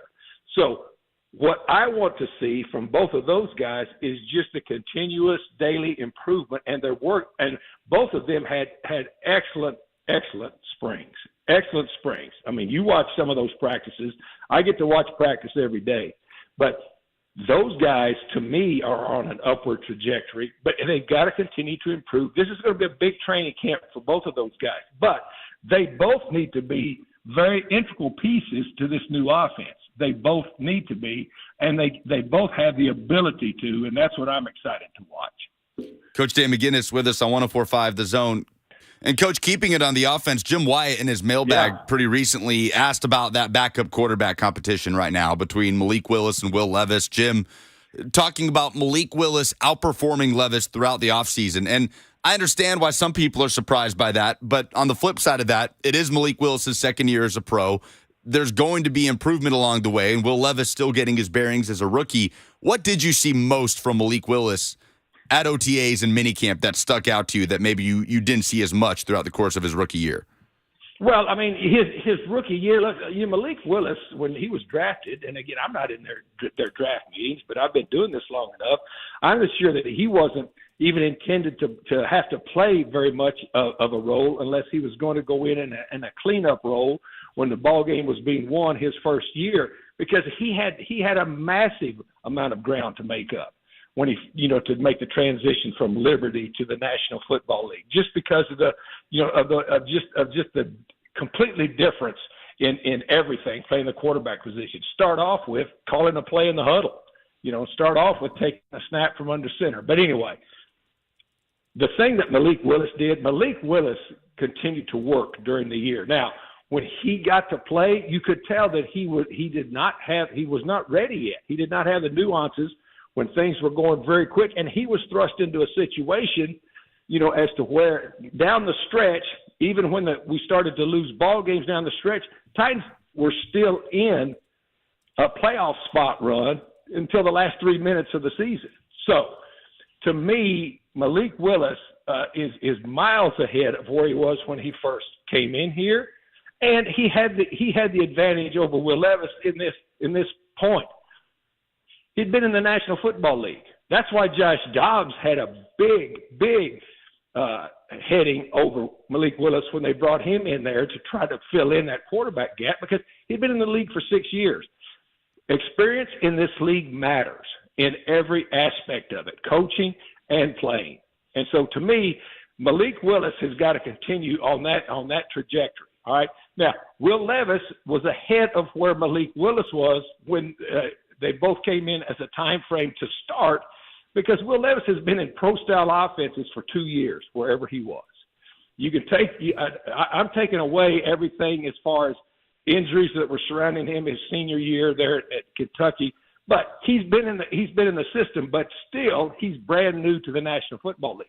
This is a big training camp for both of these guys, a big training camp for both of these guys. And the thing that Mike Vrabel did, Lucas, that was very, very smart, because he knows with only 3 preseason games now, the fact that he scheduled practices against New England and Minnesota to give him extra evaluation time against different people in full speed situations, especially, this is going to be a young team, but especially for those 2 young developing quarterbacks, that's really going to help both of them. And Chig Okonkwo was asked about that, Coach, on Malik Willis, what he had seen from him in the offseason. Chig was really specific when he talked about his presence in the huddle, just doing a total 180 from Malik as a rookie coming out of Liberty. Is that something that you're able to tangibly notice when you're out on the field? And is there anything specifically about his mechanics that stuck out to you throughout the course of the offseason? Well, the first thing that happens with, I mean, it's completely different, when you're a quarterback in a system that you look to the sideline and they're holding up cards, or you wait till you see what the defense is in, and then they call a play, and you get the ball snapped, and you only have one read, and if that read's not there, you stick your back foot in the ground, and you can outrun everybody else at the level you're playing at. And so, yeah, he needed a lot of platform mechanics when he came in here. He needed a lot of that because, he very seldom was asked to throw from a position where he had to have a base. I'm talking about at Liberty, just watching him, because he was a free-flowing quarterback that was, playing with athletic ability, which look, Hugh Freeze is trying to win ball games, all right? He's not necessarily, his job wasn't necessarily to develop a quarterback for the National Football League. His job was to win games. So anyway, sure, you can see that. And you can see, and it's the same thing with Will Levis. I mean, fundamentals, especially from the ground up for rookie quarterbacks, is huge in this league. Coach, less than 2 weeks from training camp, is there a position group that you're most looking forward to watching on how that battle plays out early on? Well, the offensive line, and clearly, with NPF's suspension now, I mean, they're going to have to be in a different mode developing that group. I thought that group was coming together very well. Now, look, we talk about offensive linemen or defensive linemen without pads on. You've got to take all of that with a grain of salt, all right? But the offensive line is what I'm going to be watching really close when we get started. Early on in training camp, when undrafted free agents have that opportunity to make their mark, I know Titans fans specifically will be looking at some of the ones in the wide receiver room. I know they'll be looking at the kicker out of Texas Tech, the rookie Trey Wolf. How do coaches evaluate UDFAs? What are you looking for as far as that attention-grabbing process that those kids are trying to undergo? Who can take it the quickest from the classroom to the field? And then retention, and then you're looking at at ones that are not repeat offenders with mental mistakes. There's going to be mistakes made by rookies, but guys that continue to make the same mistake over and over and over again, pretty soon the clock runs out on them pretty quick. So that's the first thing. And the other thing is, once you start practicing who can handle mentally the physical grind that the National Football League is, because all of the years that I've done this, which is a lot, I've seen more guys with ability that have been weeded out of the National Football League, not because of physical ability, because everybody's got the physical abilities to get into this league or they wouldn't be here, but can take the mental grind daily that it takes and be able to apply that and then be able to perform under pressure. That is huge. And so a lot of individuals handle it different ways. You see some people come in that can handle it immediately, and then some are going to struggle. But if they can push through, that ceiling, then all of a sudden they come out the other side of it, and then you have a player. Some of them never can push through it, and they don't ever make it. That's what you're going to find out during training camp. Coach Mack, head coach of Titans Radio, with us on 104.5 The Zone. Coach, yesterday we see semifinalists for the Pro Football Hall of Fame class of 2024. Bud Adams in there again, as well as longtime Oilers and Titans scout C.O. Bricado.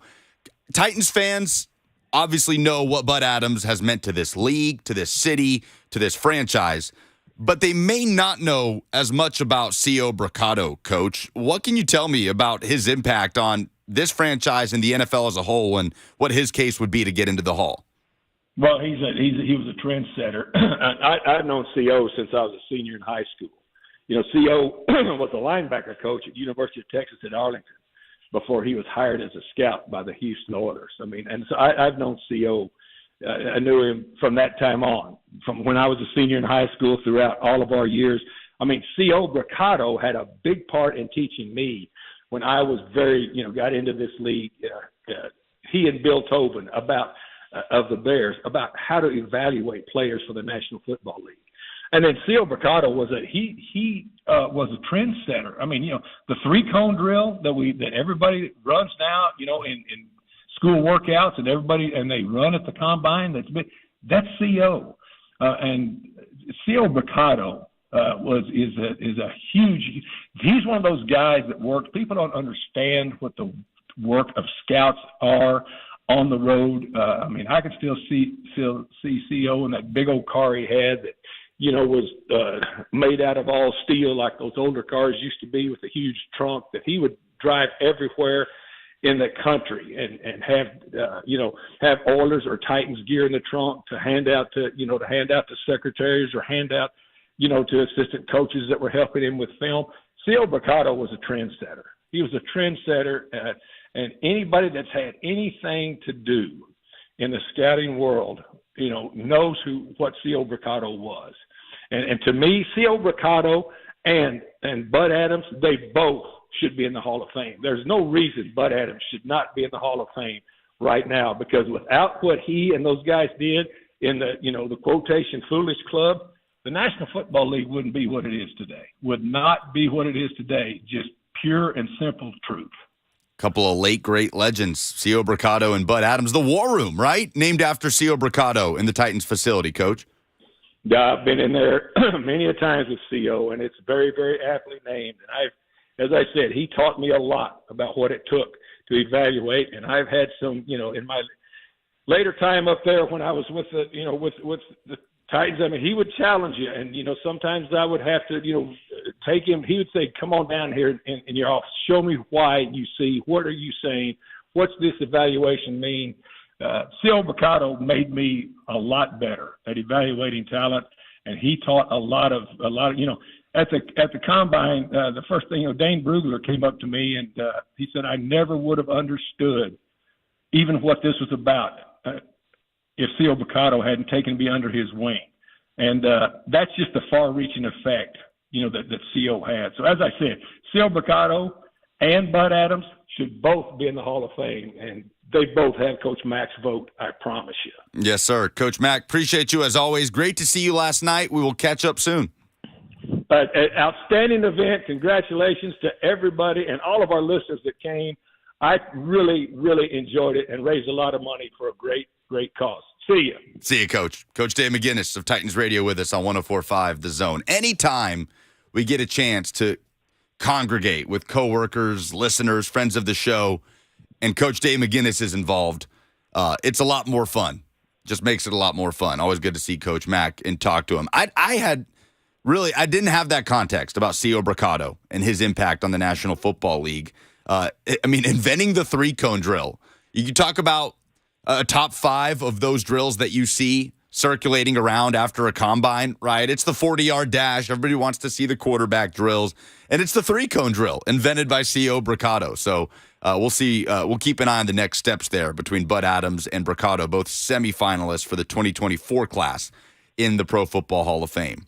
The breaking news today, Tennessee receives its penalties from the NCAA, 5 years probation, an $8 million fine, considered the largest financial penalty handed down to any university or athletic department from the NCAA, a total reduction of 28 scholarships spread out over the course of the next 5 years, and an interesting question posed by David Ubben of The Athletic, because we're talking about this in the context of, hey, Tennessee saves over $13 million in a buyout that they would have had to pay to Jeremy Pruitt. Yes, they have to pay $8 million to the NCAA, a hefty fine.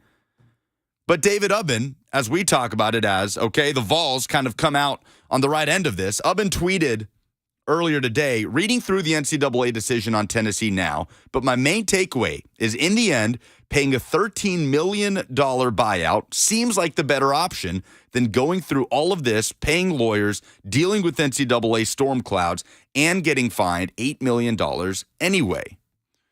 So interesting perspective there from David.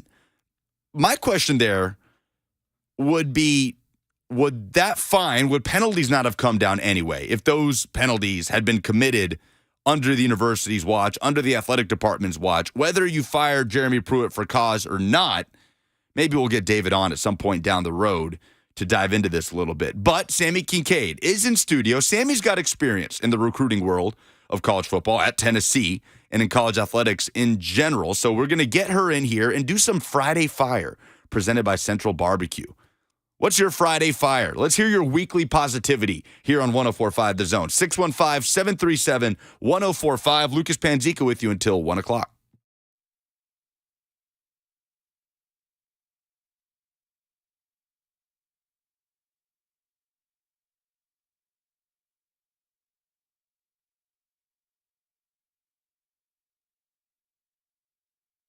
The Big Machine Music City Grand Prix is coming up August 4th through the 6th. It's going to be an incredible time. Streets filled with racing through downtown Nashville across the Korean Veterans Memorial Bridge. The Music City Grand Prix is one of Nashville's premier events. It's something that Lucas and I, Bert, we've all had the opportunity to take part in the past couple of years. The Turn 9 Club, where we're going to be set up this year, is going to be awesome. You can be there as well. You'll have access to the IndyCar paddocks. You'll have an all-inclusive ticket that includes food from Edley's and Poncho and Lefty's. It will also include beer and wine with your ticket purchase and all the non-alcoholic beverages that you want. It is an incredible setup at the Big Machine Music City Grand Prix, whether you're going for GA, whether you're going for one day, all three, or in the Turn 9 Club. It is impossible to beat. Go to MusicCityGP.com to get your tickets before they sell out. That's MusicCityGP.com.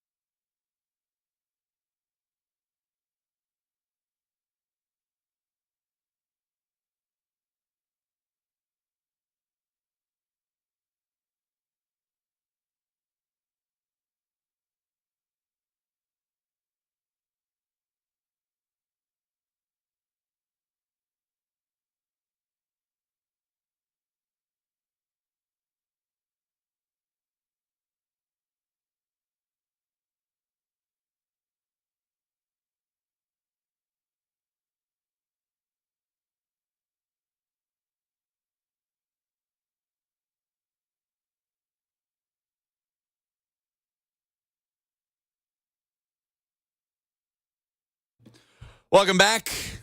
It's a Buck Reising show, 104.5 The Zone. No Buck Reising. Always a good thing. No, on a real note, Buck did a fantastic job with Split Happens last night. Had a great time at Kings Bowl in Cool Springs. Can't wait for next year. Shout out to Home Street Home. You can still donate, obviously, to the cause at Home Street Home, helping the homeless community of Nashville. But Steven, his wife, Andy, always fun to catch up with them. They were out there last night as well. HomestreetHomeTN.org, by the way, is where the proceeds went for Split Happens and where you can go to help out. Sammy Kincaid joins us in studio. Lucas Panzica with you. Jackson Williams, our producer. Sammy, you were there last night.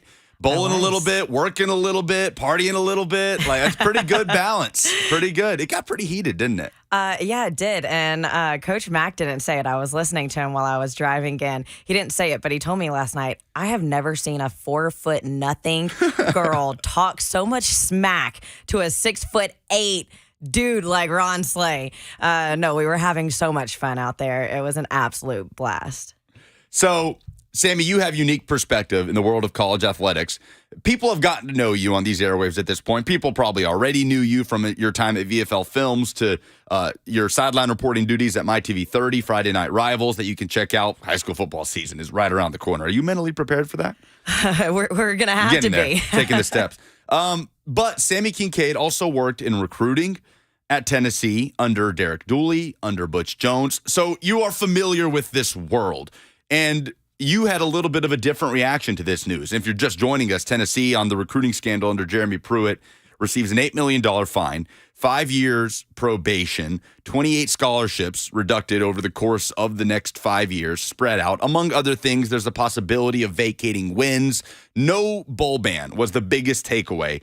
I think most Tennessee fans are rejoicing today because that's what affects them, right? I get to watch my team play in bowl games. None of this money's coming out of my pocket. Good to go. What was your reaction? Well, I will agree with the $8 million. Whenever Danny White was first hired, a lot of Knoxville media reached out to me because they knew that I worked with him at UCF for 3 years That's as right. the senior producer there, and also Josh Heupel's staff. We'll get to that. But whenever they asked me about Danny White, I said, that's the perfect hire for this because if you're going to have to be dealing with something, which they knew, and Coach Mack said it in the last segment, but they knew whenever they took this job, they were going to have to handle something coming down. And Danny White's the first person that you would want handling that money situation. He is just the absolute best businessman. And so that part, completely agree with everything that you've been saying. But whenever you're talking about not impacting future players, you're talking about scholarships being reduced. And yes, 16 of them have been reduced over the last couple of years. But that's 100% impacting future players. I mean, why is there NIL? Because players wanted more money. Players that were already on scholarship, having everything basically paid for them. And yes, they couldn't really work a side job because of their responsibilities of going to class, getting stuff down on their respective, getting it done on their respective playing surface. So yes, they deserve the NIL. But if you're taking away that scholarship money, even more so now, like that's going to impact future players. And if you're talking about a reduction of 36 official visits, and I think they've gone, they've been credited for 7. Whenever it comes to recruiting and official visits versus unofficial visits and making sure that if an unofficial, sometimes, I mean, you really have to try to separate them because, say, at halftime, you're going in to eat during halftime and those official visits are eating. And sometimes an unofficial will try to sneak in there or whatever it may be. And if they're going to be under a microscope, do you know how much easier it is now for Tennessee to get hit even more? Like they have to be so careful whenever it comes to those unofficial and official visits, and also 28 less weeks that they're able to go in person and do in-person evaluations or even have any communication with prospects. I mean, it's people's dreams ever since they were a little kid. I mean, growing up here in Nashville, that was my dream, to be a cheerleader for Tennessee one day. You know, like kids here or around, they all dream about that ever since they were little. And now that's 28 weeks taken away from them that they can't be looked at or even have communication with those coaches. Does it also feel like that was always going to be unavoidable, though, to an extent? Like, I think when people talk about not punishing players, they're talking about also current players, right? Not giving current players or not taking away the opportunity to play in the New Year's Six Bowl or the Citrus Bowl, whatever Tennessee is able to accomplish this season. I feel like there was an element of this that was just totally unavoidable, right? There was an element that was unavoidable, but whenever they're putting in there, we're not going to punish staff and players that weren't a part of it. Right. No, you're still punishing staff and players that weren't a part of it. You just aren't punishing them in that way. So what would you suggest here? Like, what is the way to do this where the NCAA appropriately levels penalties against an institution, a program, without it affecting current players and coaches? Because I feel like that's a really hard balance to strike. No, that would be no matter what, I don't think there's ever going to be a solid answer of, if they did it this way. I mean, no matter what, somebody's not going to be happy with how it is or think that one way versus the other is going to be better or worse. And I just think I would have taken a bowl game versus, especially with how big NIL has been, taking away that scholarship money. I remember whenever it was just talks of NIL and we were kind of going through and looking at how much does a player get paid through a scholarship. And also with those scholarship players, they have basically every single meal paid for them whenever they're going and eating in the facility. And non-scholarship players don't get as many meals. At least at most universities. I don't know what it is right now at Tennessee, but most universities, the non-scholarship players don't get as many meals. So that's just more things that they're going to have to end up paying for. That's the one thing that I think is really going to hit some of those current players that could really probably use that money to help pay for school, to pay for their food, to pay for their books, to pay for their housing. If you add all of that up over their 4 years, that's thousands of dollars that a player's not getting. And especially when NIL has been so big, I think that's the one that it bothers me that they say they're not impacting players or staff. You're 100% impacting players that were not a part of any of this. Dylan on the F&M Bank chat says the scholarships will hurt, but we should all be happy. I just think that's how Tennessee fans are processing this, right? The biggest thing in the mind of a Tennessee fan, and probably a current player, is bowl ban. I better not lose the opportunity to go play at X bowl game because of something this coach did X amount of years ago. Ultimately, that's what happened, and there's going to be different levels to this that we're going to be diving into, I imagine, over the course of the next week or so with media days. Heupel certainly will be talking about this. We're going to talk about Josh Heupel, your experiences with him, and some of your perspective that I think is fascinating. But first, I'm going to spring something on you. We're going to lighten this up a little bit and play some Friday Fire, presented by Central Barbecue. Buck Reising is one of the least positive people on the planet. So to combat that, we've installed a new segment where he's forced to be positive.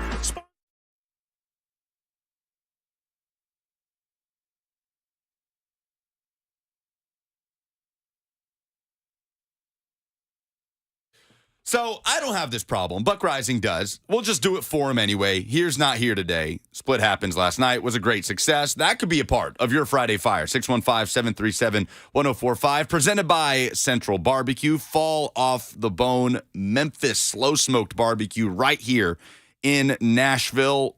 Check out one of their multiple locations. 11th Ave is the one closest to me here in the Zone Studios. I'll probably have to swing by there today after the show. But I'm going to start with something that happened at the ESPYs, something that I haven't watched in years, to be quite honest. ESPYs used to be like appointment TV for me. Was it ever for you? Like, when did you stop watching the ESPYs?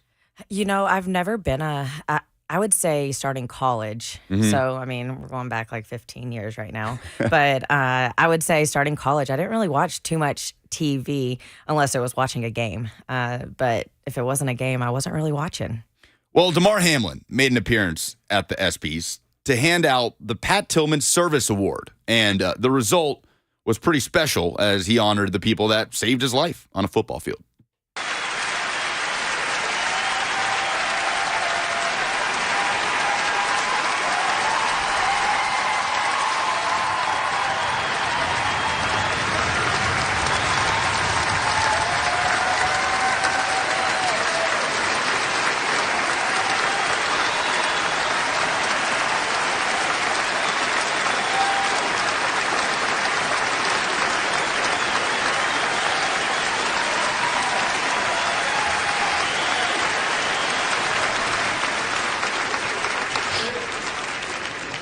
Please welcome this year's recipient of the Pat Tillman Award for Service, the training staff of the Buffalo Bills.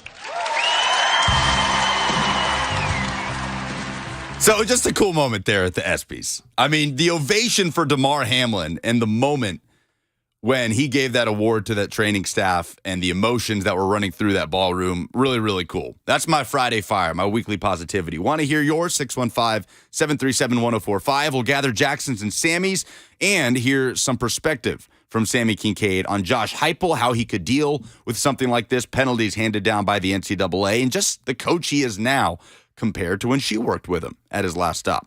Lucas Panzica with you until 1 o'clock on 104.5 The Zone.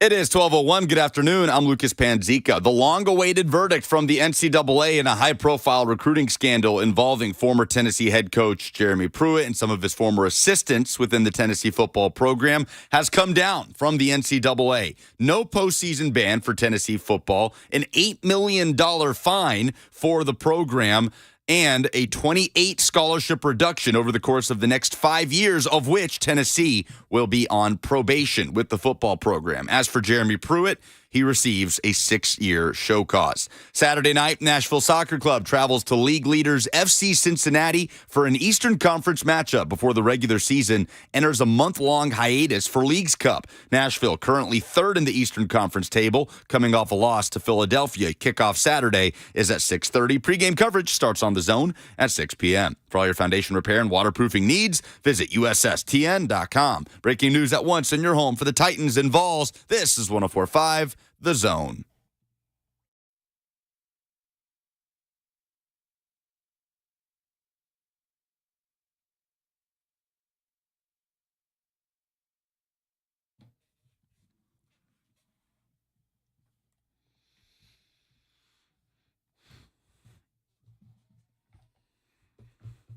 All right, hour number 3 of the Buck Reising Show, but not today. Lucas Panzica with you. Sammy Kincaid is in studio. Jackson Williams, our producer. It's been a fun show. Absolutely has flown by. Heavy news day, a news dump Friday for Tennessee football. You just heard me say it in the update. 5 years probation, $8 million fine, no postseason ban. So, Josh Heupel, who was hired by Danny White, his former boss at UCF, knew he was coming into a situation where this was just kind of hanging over the program, a sword ready to drop.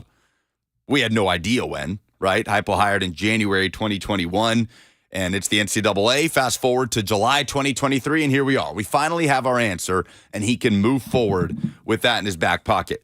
Now, Sammy, we've talked about your experience with Tennessee in the recruiting office under Dooley and Jones in that world.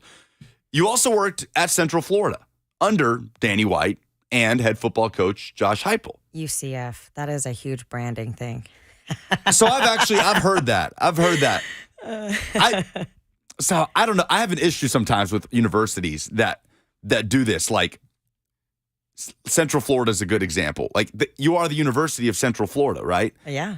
So I get the branding and the UCF and the logo is cool and all that, but like, how can you be upset when people call you that when that is the name of university? Well, whenever it comes to Danny White, especially while we're talking about him, he is so innovative and brand is just everything. Right. And he is so quick whenever it comes to anything dealing with brand as well.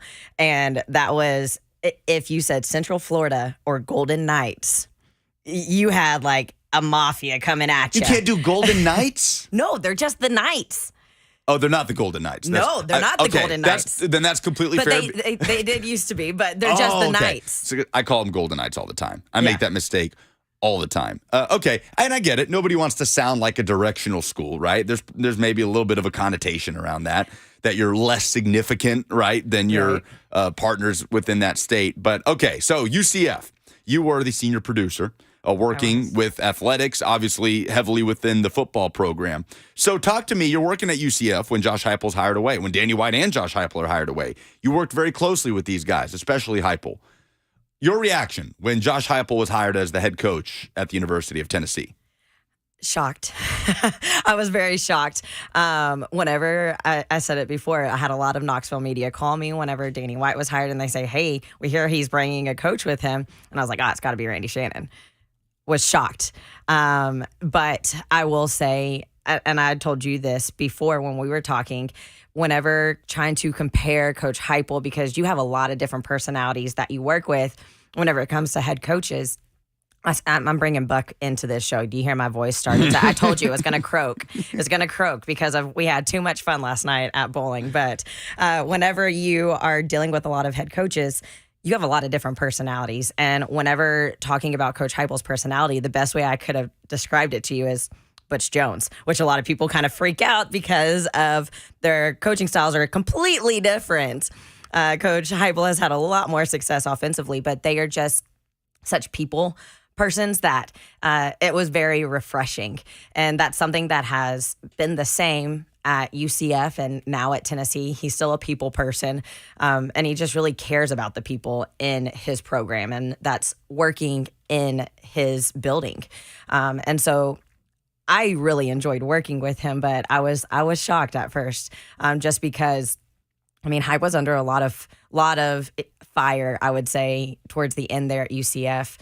because, yes, the offense was still putting up a lot of points, but then you had the defense, which is something else we talked about. It was almost as if there was two separate teams. You had the offense as one team and the defense as another team. And while the offense... With Randy Shannon, the defensive coordinator. Yes, with who Randy was in Shannon. place before Heupel got hired. Yes, yeah. Which...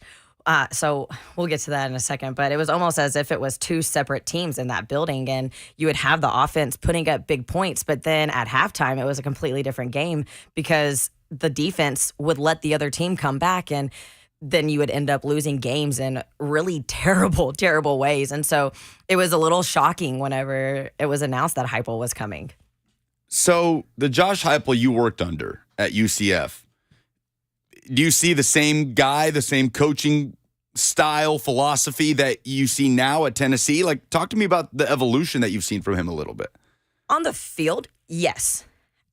Off the field, I would say it's completely different, and in a good way. But whenever you said it before, whenever he was hired at UCF, we were told Randy Shannon was the defensive coordinator before we even were given Heupel's name. And so whenever he came in as the head coach, he's like, Danny White's like, here's your defensive coordinator, which makes sense. He's a first-time head coach, and Randy Shannon is a very, very well-known, very well-seasoned, experienced name to bring in as the defensive coordinator. But on a mission to coach at every university in the state of Florida. Yeah, Randy Shannon. Yeah, and he's now at another one, That's being right. at FSU. That's right. And so it kind of set it up to be two separate teams in that building. And so then whenever you have that, it's almost as if Heupel was running the offense, Shannon was running the defense, and it was, I would say also whenever you're a first-time head coach, you got to give up a lot of responsibilities that you're used to doing. You got to delegate that. And so that's something that I've really seen different about him. He seems more relaxed at Tennessee than how he was at UCF. And I think it's because he's learned to delegate and not try to take everything on. He's learned how to be a head coach in that second position, which, I mean, each year you're going to grow as a head coach. So I've really seen him just really relax and take so many steps forward. And even whenever it comes to social media stuff, I remember from year one to whenever he was leaving UCF to now, what he's doing, I traveled with the team, and I was very thankful that he trusted me. He would call me, Sammy, I got to get this. Can you do this? Whatever it was, the request. And I was very thankful that he would call me to help him out with social media stuff. But the way that he handled it then versus now, he was getting very into the nitty gritty stuff at UCF versus now. You can tell he just has a different presence, I would say. That's fascinating because of the situation he walked into, right? Like, you talk about seeing a more relaxed Heupel that's not trying to spread himself so thin like maybe he was at UCF, which, by the way, a lot of the accounts of Butch Jones towards the end, that sounds like what you're describing. Like, I remember Jonathan Kongbo, David Ubben, now he just covers college football, the SEC as a whole, but was just a Tennessee beat writer for The Athletic for a time. And David did a really good series of exit interviews from Tennessee players that had left the program or transferring out that played under Butch Jones or under Jeremy Pruitt. He did this for a while. And I remember the one from Jonathan Kongbo talking to Ubben about it felt like we're just stressing about the wrong things, right? Like, we're stressing out about where this TV is going to go and what color the walls are going to be. Like, the head coach does not need to be worrying about these things. Right. It's interesting that you say that about Heupel at UCF and him kind of turning the other cheek, so to speak, at Tennessee in that regard, because he walked into an insanely stressful situation of a team that had bottomed out at 3-7 in a COVID year, fired an entire coaching staff amid a recruiting scandal with an NCAA storm cloud hanging over the program. Oh, and NIL and the transfer portal and this whole new world of college football that is just making coaches' lives, especially at the Power 5 level in the SEC, that much more difficult. So did you see that difference in him right off the bat? It was pretty quick. And I think a big part of it is, too, we talked about it, I think it was on Monday or Tuesday on Blaine and Mickey's show, but who you surround yourself with is really going to be how successful you are as a head coach, whenever we were talking about the stuff with Pat. And I think because he chose his entire staff at Tennessee. And I think that's what made the biggest difference, is because he chose who's around him every single day. and he was able to relax. And if you look at his staff, he's also bringing back a lot of familiar faces to Tennessee.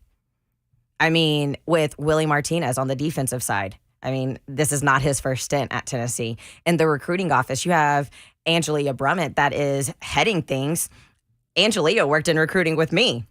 And she was actually, I want to say, at Tennessee, she was maybe in between me and you at Tennessee, the years that she went there. And so, and you have Scott Altizer coming back. I mean, you have Brandon Lawson coming back. You have a lot of familiar faces that already had a good footprint in that Knoxville area and surrounding areas, especially in the recruiting realm.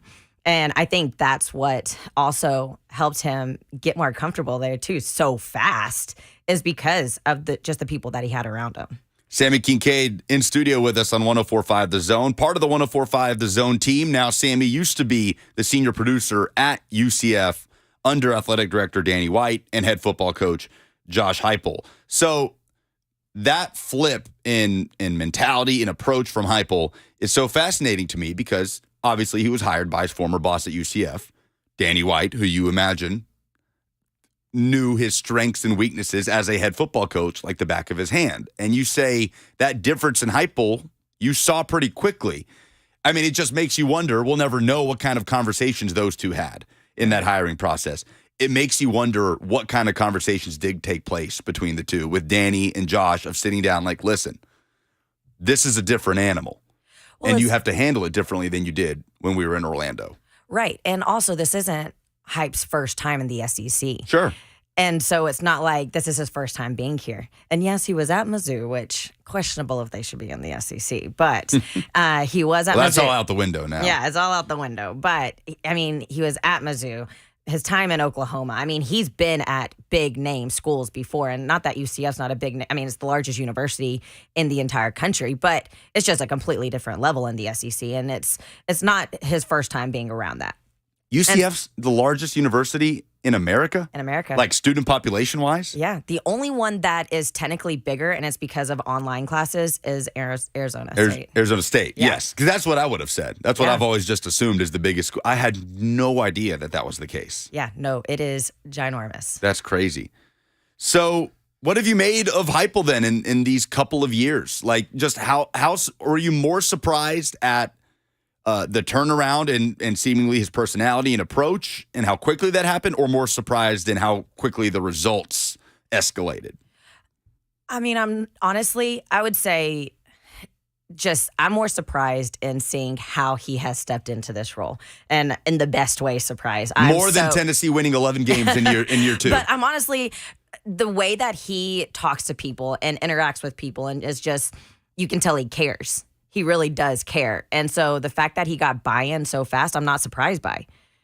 That doesn't shock me at all. Whenever you have a system that he runs, you're going to see success very quickly whenever you have the buy-in like that, as quick as he got the buy-in from his players.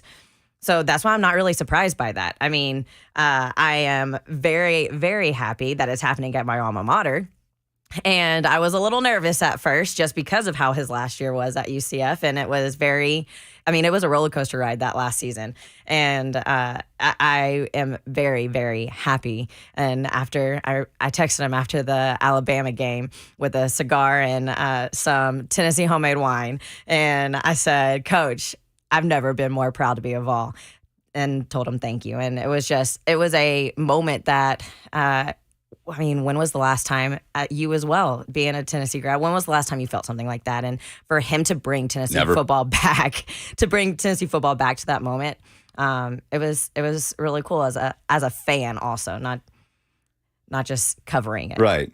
And now it's about sustaining that moment, right? Yeah. I mean, Tennessee dealing with an $8 million fine from the NCAA announced today, a total reduction of 28 scholarships over the course of the next 5 years, of which Tennessee football will be on probation. No bowl ban for the program. 6-year show cause for former Tennessee head coach Jeremy Pruitt. That saga finally coming to a close today. So they can kind of put this behind them now and move forward towards making those nights like the third Saturday in October last year a bit more commonplace, right? Like last year's win over Bama was such a release, right? that Tennessee's not going to storm the field and throw the goalposts in the river after every time they beat Alabama from here on out. That was obviously that pressure building for 15 years and then the dam just breaking with that field goal.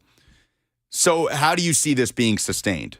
You talk about being surprised at what Heupel has accomplished and the type of coach that he's been at Tennessee. Now, what would surprise you moving forward? Or is there nothing on that list? No, I think what's going to be, and whenever we were talking about what came down today, I think the hardest thing is going to be what that recruiting staff is going to have to pull off.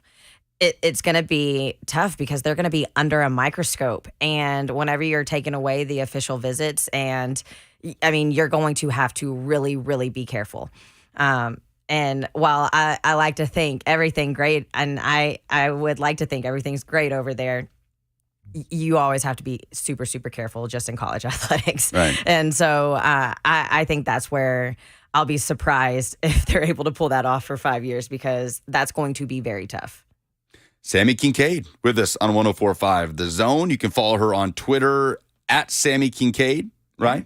On your social media. Friday Night Rivals, My TV 30, working the sidelines each and every Friday night during high school football season, and a lot more to come on Zone TV, Zone Socials, and on the air with Sammy. Thanks for hanging out. Great stuff. Yeah, it's been fun. Great perspective there from Sammy Kincaid. Mike Wilson has agreed to do an emergency segment with us of Knox News to discuss the penalties handed down to Tennessee from the NCAA. He joins us next on 104.5 The Zone.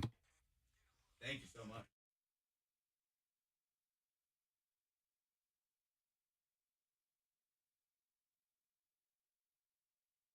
Erectile dysfunction is something that so many guys deal with as they begin to age. The Tennessee Men's Clinic is here to make sure that you have that support system in place. They have an experienced staff who will work with you through every step of the process to make sure that you understand the treatment path that makes the most sense for you as the individual, because no one size fits all. The Tennessee Men's Clinic has 2 locations. One, their original in downtown Nashville, just right across the street from us in West End, and the newest location in Cool Springs. There's a lot of negativity, a lot of stigma, a lot of frustration for guys about getting the help that they need when it comes to ED.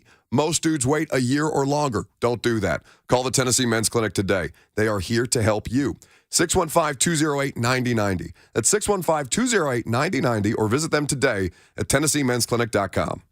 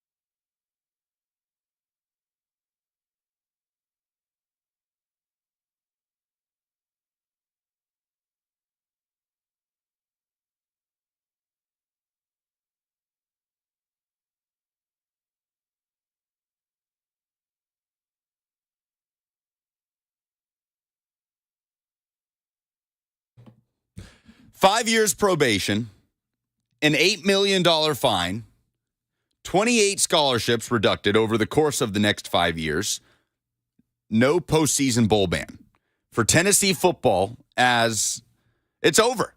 The NCAA's investigation, the findings and penalties have been handed down. Jeremy Pruitt, by the way, who this is all surrounding the recruiting scandal from his time as the head coach at Tennessee, receives a 6-year show cause. So we called in the big guns, made an emergency call to our friend Mike Wilson of the Knoxville News-Sentinel, who has been reporting on this from the jump since the Jeremy Pruitt recruiting scandal came to light. And Mike, I cannot thank you enough for hopping on for a few minutes. How's it going, man?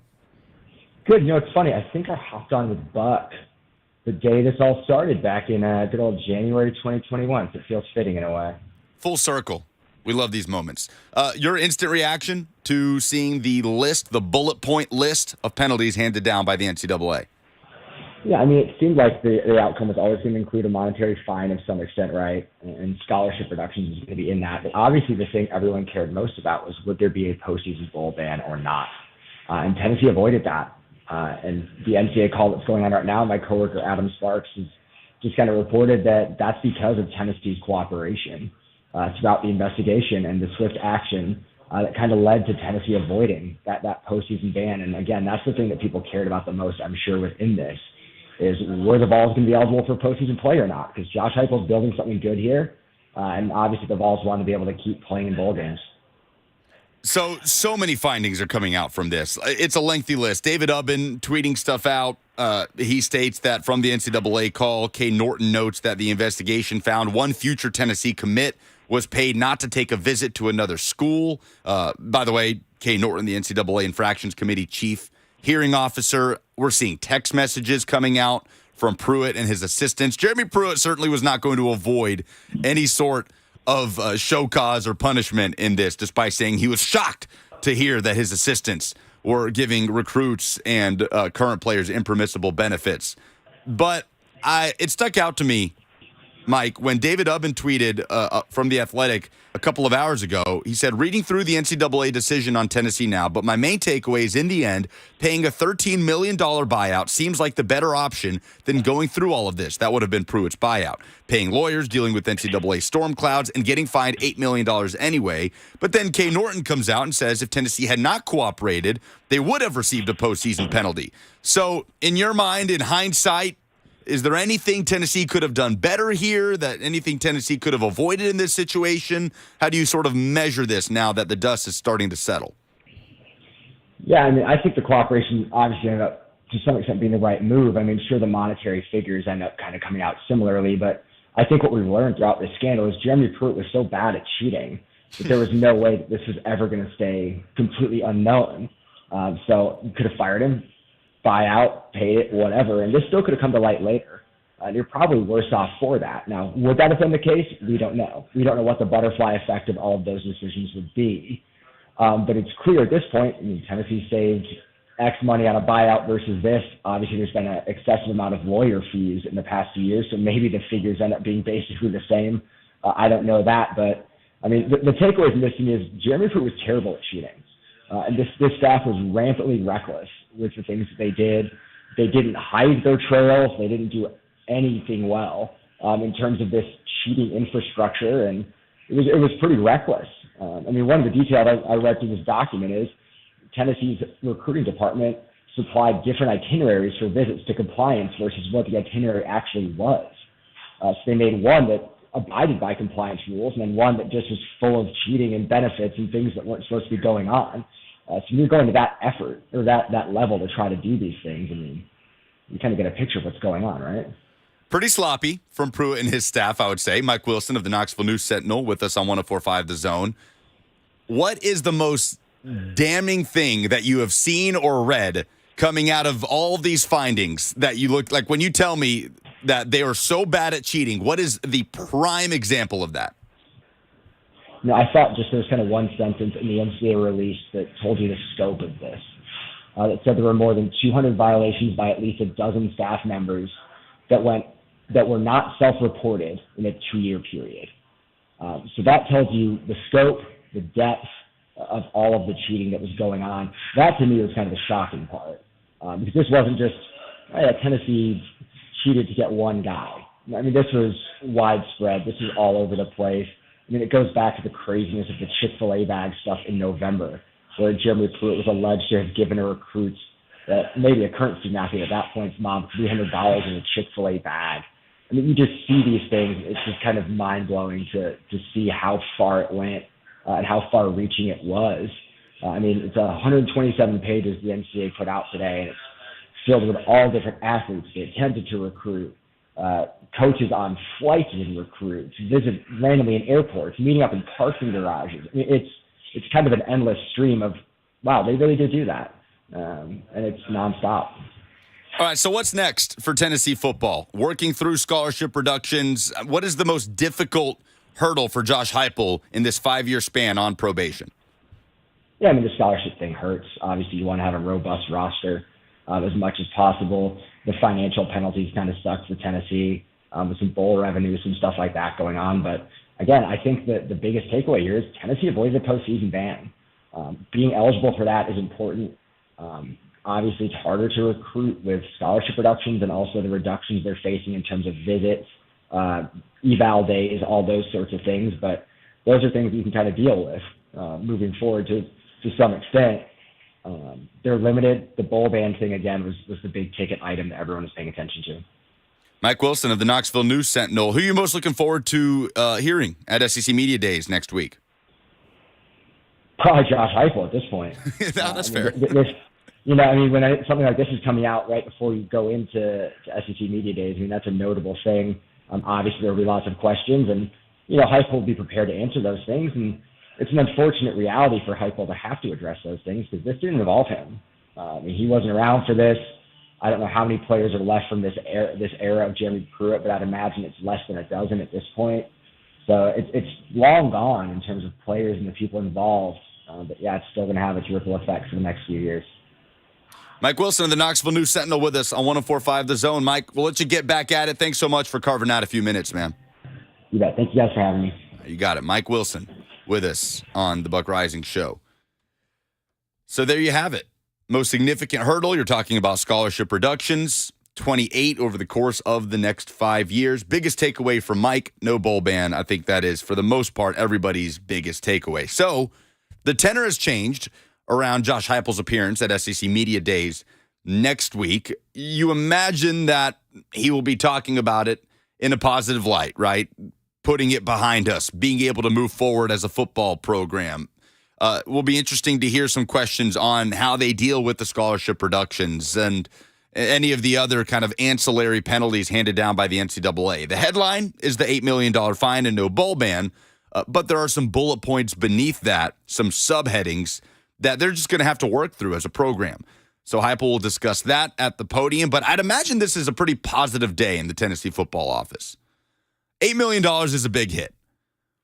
But on the direction the program is headed, a scholarship reduction of less than 30 scholarships spread out over 5 years is a much less significant impact than the derailing of momentum that could be a bowl ban. And I have no idea what type of bowl game Tennessee will be able to qualify for this year. Last year, the Orange Bowl, I think getting back to a New Year's Six Bowl would probably be a best-case scenario in a lot of people's eyes, looking at what Tennessee loses, what they have to replace going into 2023. It's an interesting thing because the depth is improved, but so many of the key faces from that 2022 run are out the door. So I do struggle with measuring expectations for this team in 2023. I've heard it ranging from, hey man, if Milton can just get us to that 8-4 point, and then Nico coming in 2024, and I've heard Joe Milton to lead Tennessee to an SEC East title, which I'm not quite sure about. Jackson, I'm curious where you lie. As a guy that, recent grad, you covered Tennessee for a while as a student reporter, now here with us at The Zone, Jackson Williams, our producer. Where do your expectations lie in the short term for Tennessee football this season? I think it's going to be interesting. I think it all depends on the quarterback position. You look at Joe Milton. If it's the Joe Milton we saw in the Orange Bowl and against Vanderbilt, I think Tennessee's going to be just fine. I think they're going to be competitive. And, I think 9 to 10 wins is a reasonable expectation. Who are you most looking forward to hearing at SEC Media Days next week? Now Heupel. Kirby Smart's going to be interesting. Obviously, a lot of people talking about everything that's gone on in the Georgia program this offseason, but definitely Josh Heupel recapping this, looking towards getting all of this behind them, because this has been something that's loomed over their heads since they got Knoxville in January. I was a junior in college, and I've been here almost a year when this started. 615-737-1045. So this news today, the NCAA penalties handed down to Tennessee. Are you like Jackson and like Mike Wilson? Mike Wilson covers the team on a day-to-day basis, so it makes sense why he's most paying attention to Josh Heupel. But with everything that's happened today, is Josh Heupel now the head coach that you are most anticipating watching at SEC Media Days? If you're looking at it from a neutral perspective. Because I think I'm still going to stick with Kirby Smart. I mean, there's so much Kirby is having to work through. Where with Heupel, I think it'll be really easy to just push forward, right? To push past this thing, because it's behind them now. It would be more difficult for him to answer questions about something coming down the pipe in this regard than it is for something that's already happened, where he can say, it's behind us. We know exactly what our situation is moving forward, and we'll just keep building as a football program. Like, I feel like that's all you're going to get from Josh Heupel on this situation.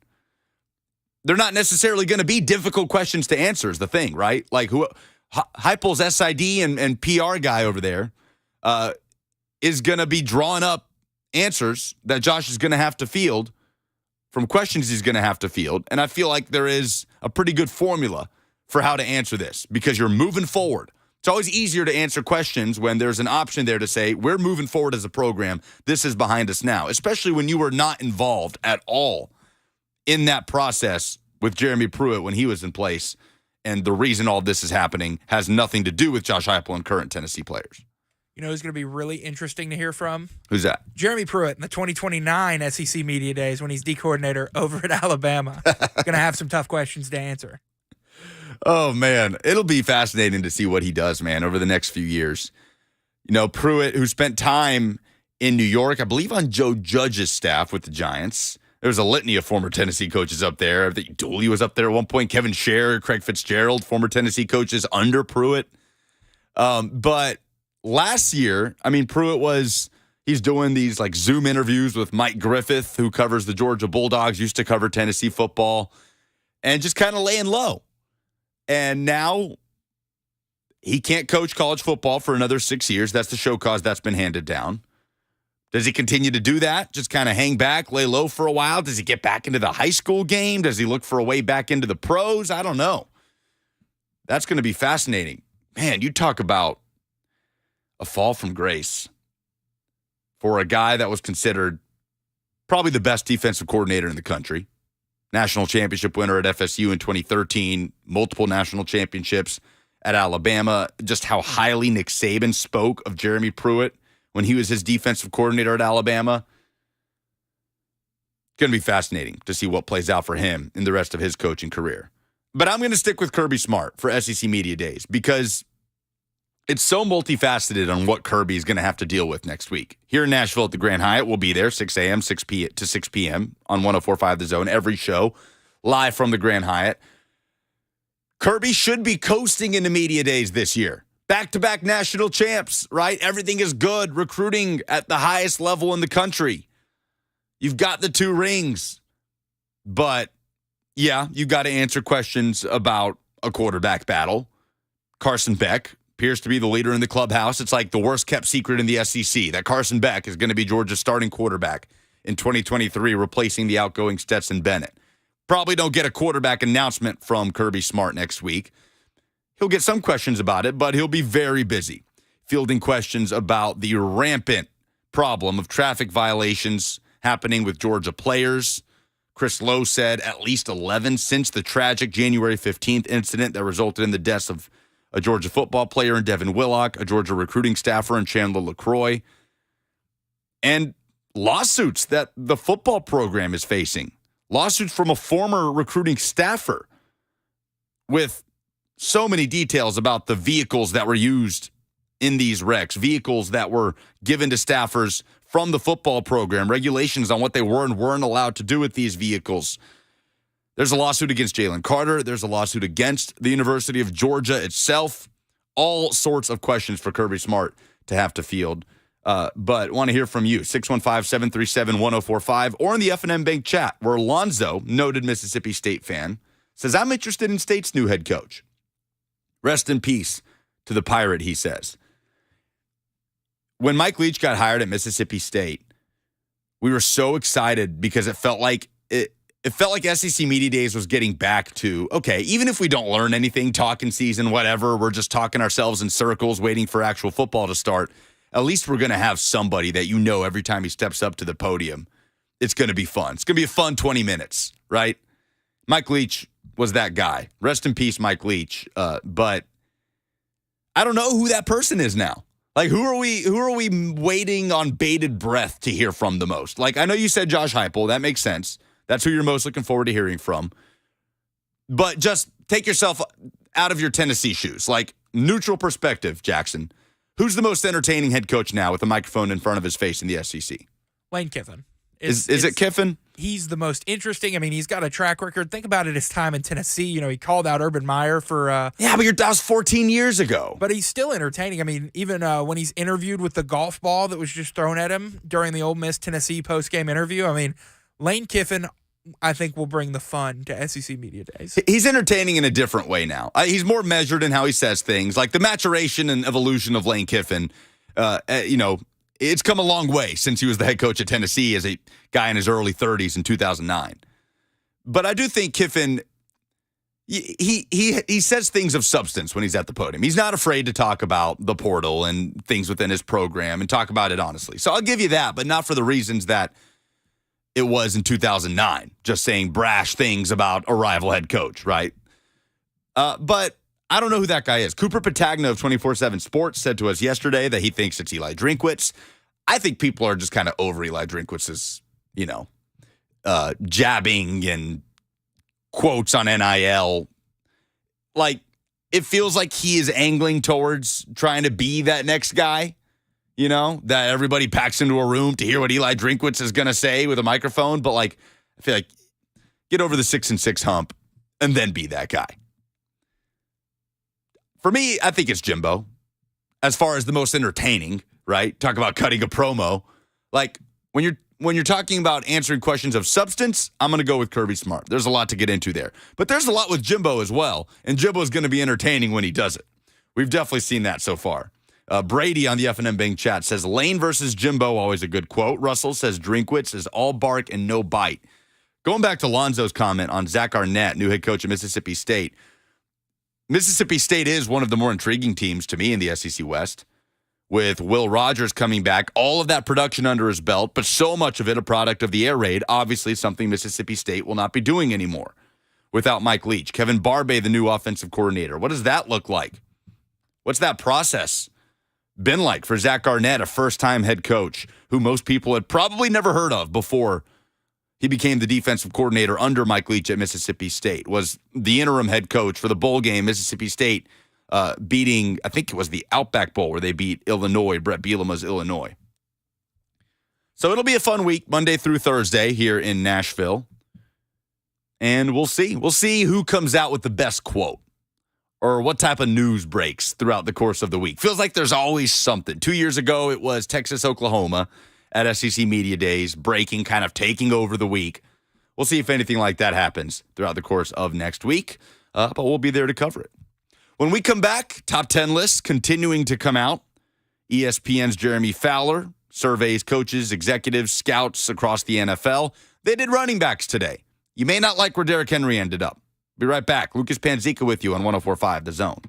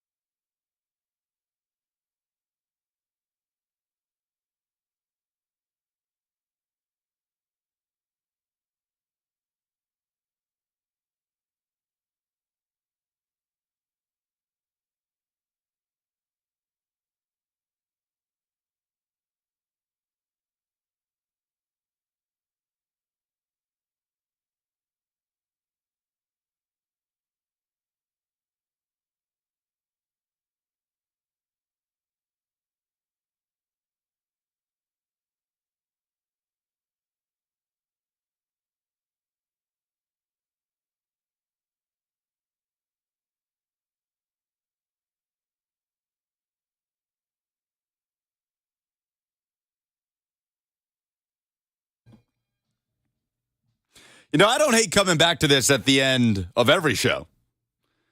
Usually it's our Friday bumper. We used it yesterday. Was Buck's last day of the week. Buck Reising out today. Lucas Panzica with you. It's been a fun show. Jackson Williams, our producer. Thanks to Sammy Kincaid, Coach Dave McGinnis, Mike Wilson for hopping on. Jalil Anibaba for coming in studio. Hear him and Will Bowling on the call tomorrow. Nashville SC, big game at FC Cincinnati. Eastern Conference leaders, 6:30 kickoff, 6 p.m. pregame right here on 104.5 The Zone.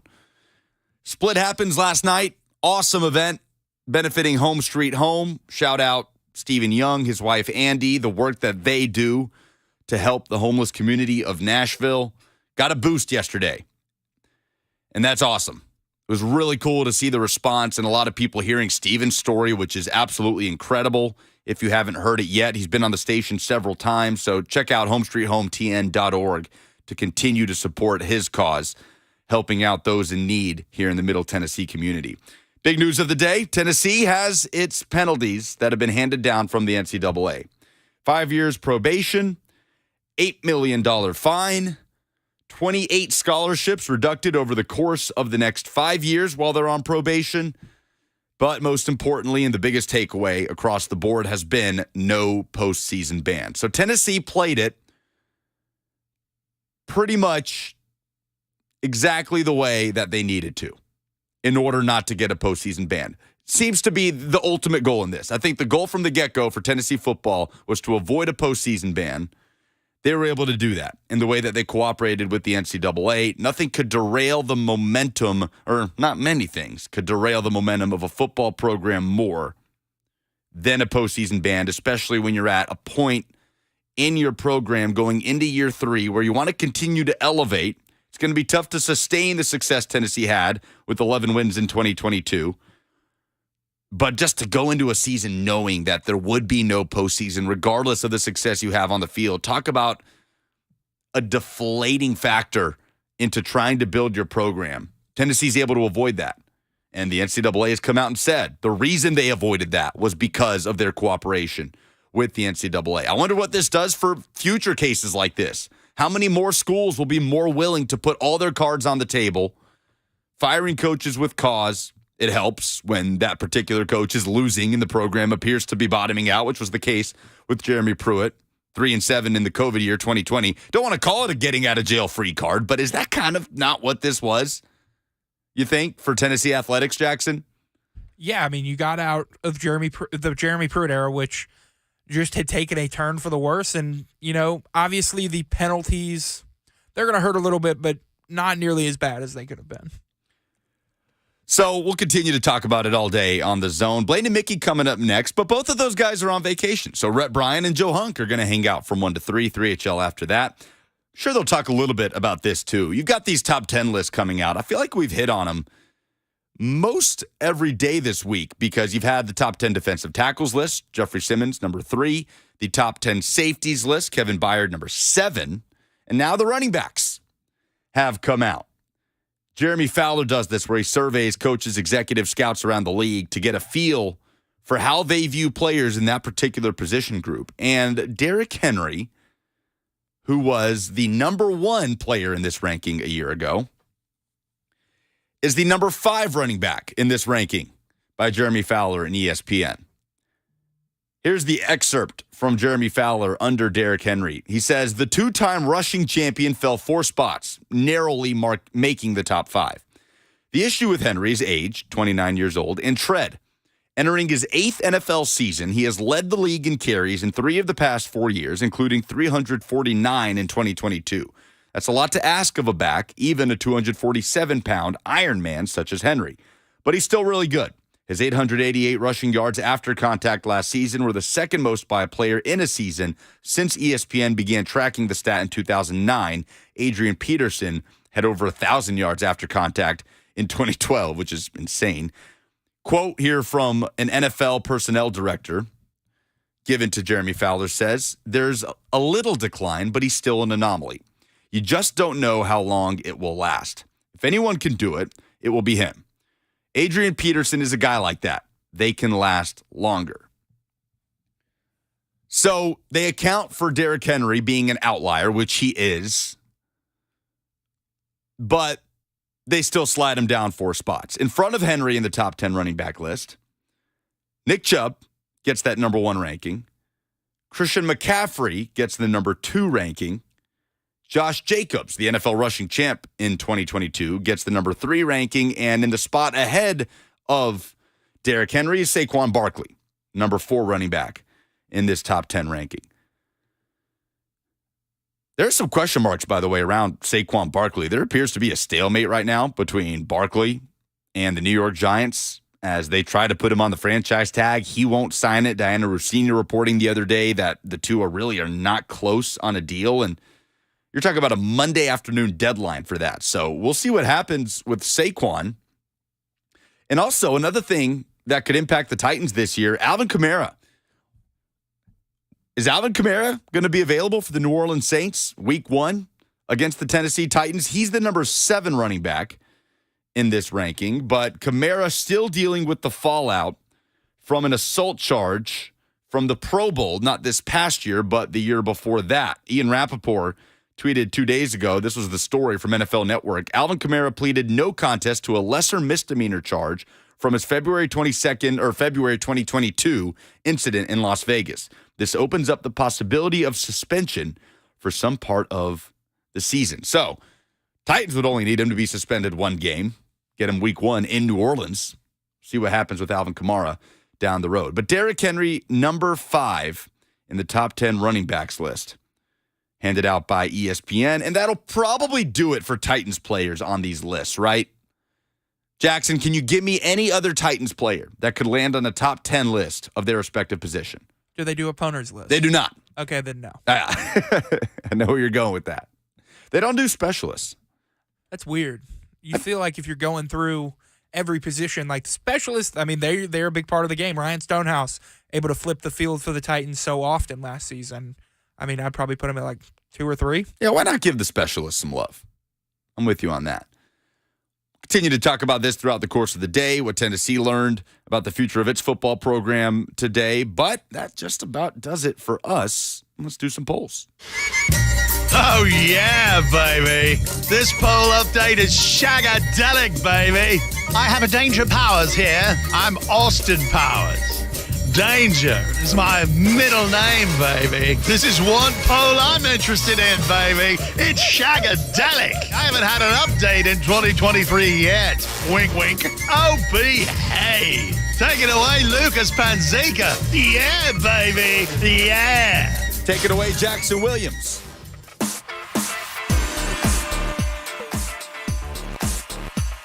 These are the polls, and they're brought to you by Two Rivers Ford. Two Rivers sells below MSRP on all non-specialty new Fords.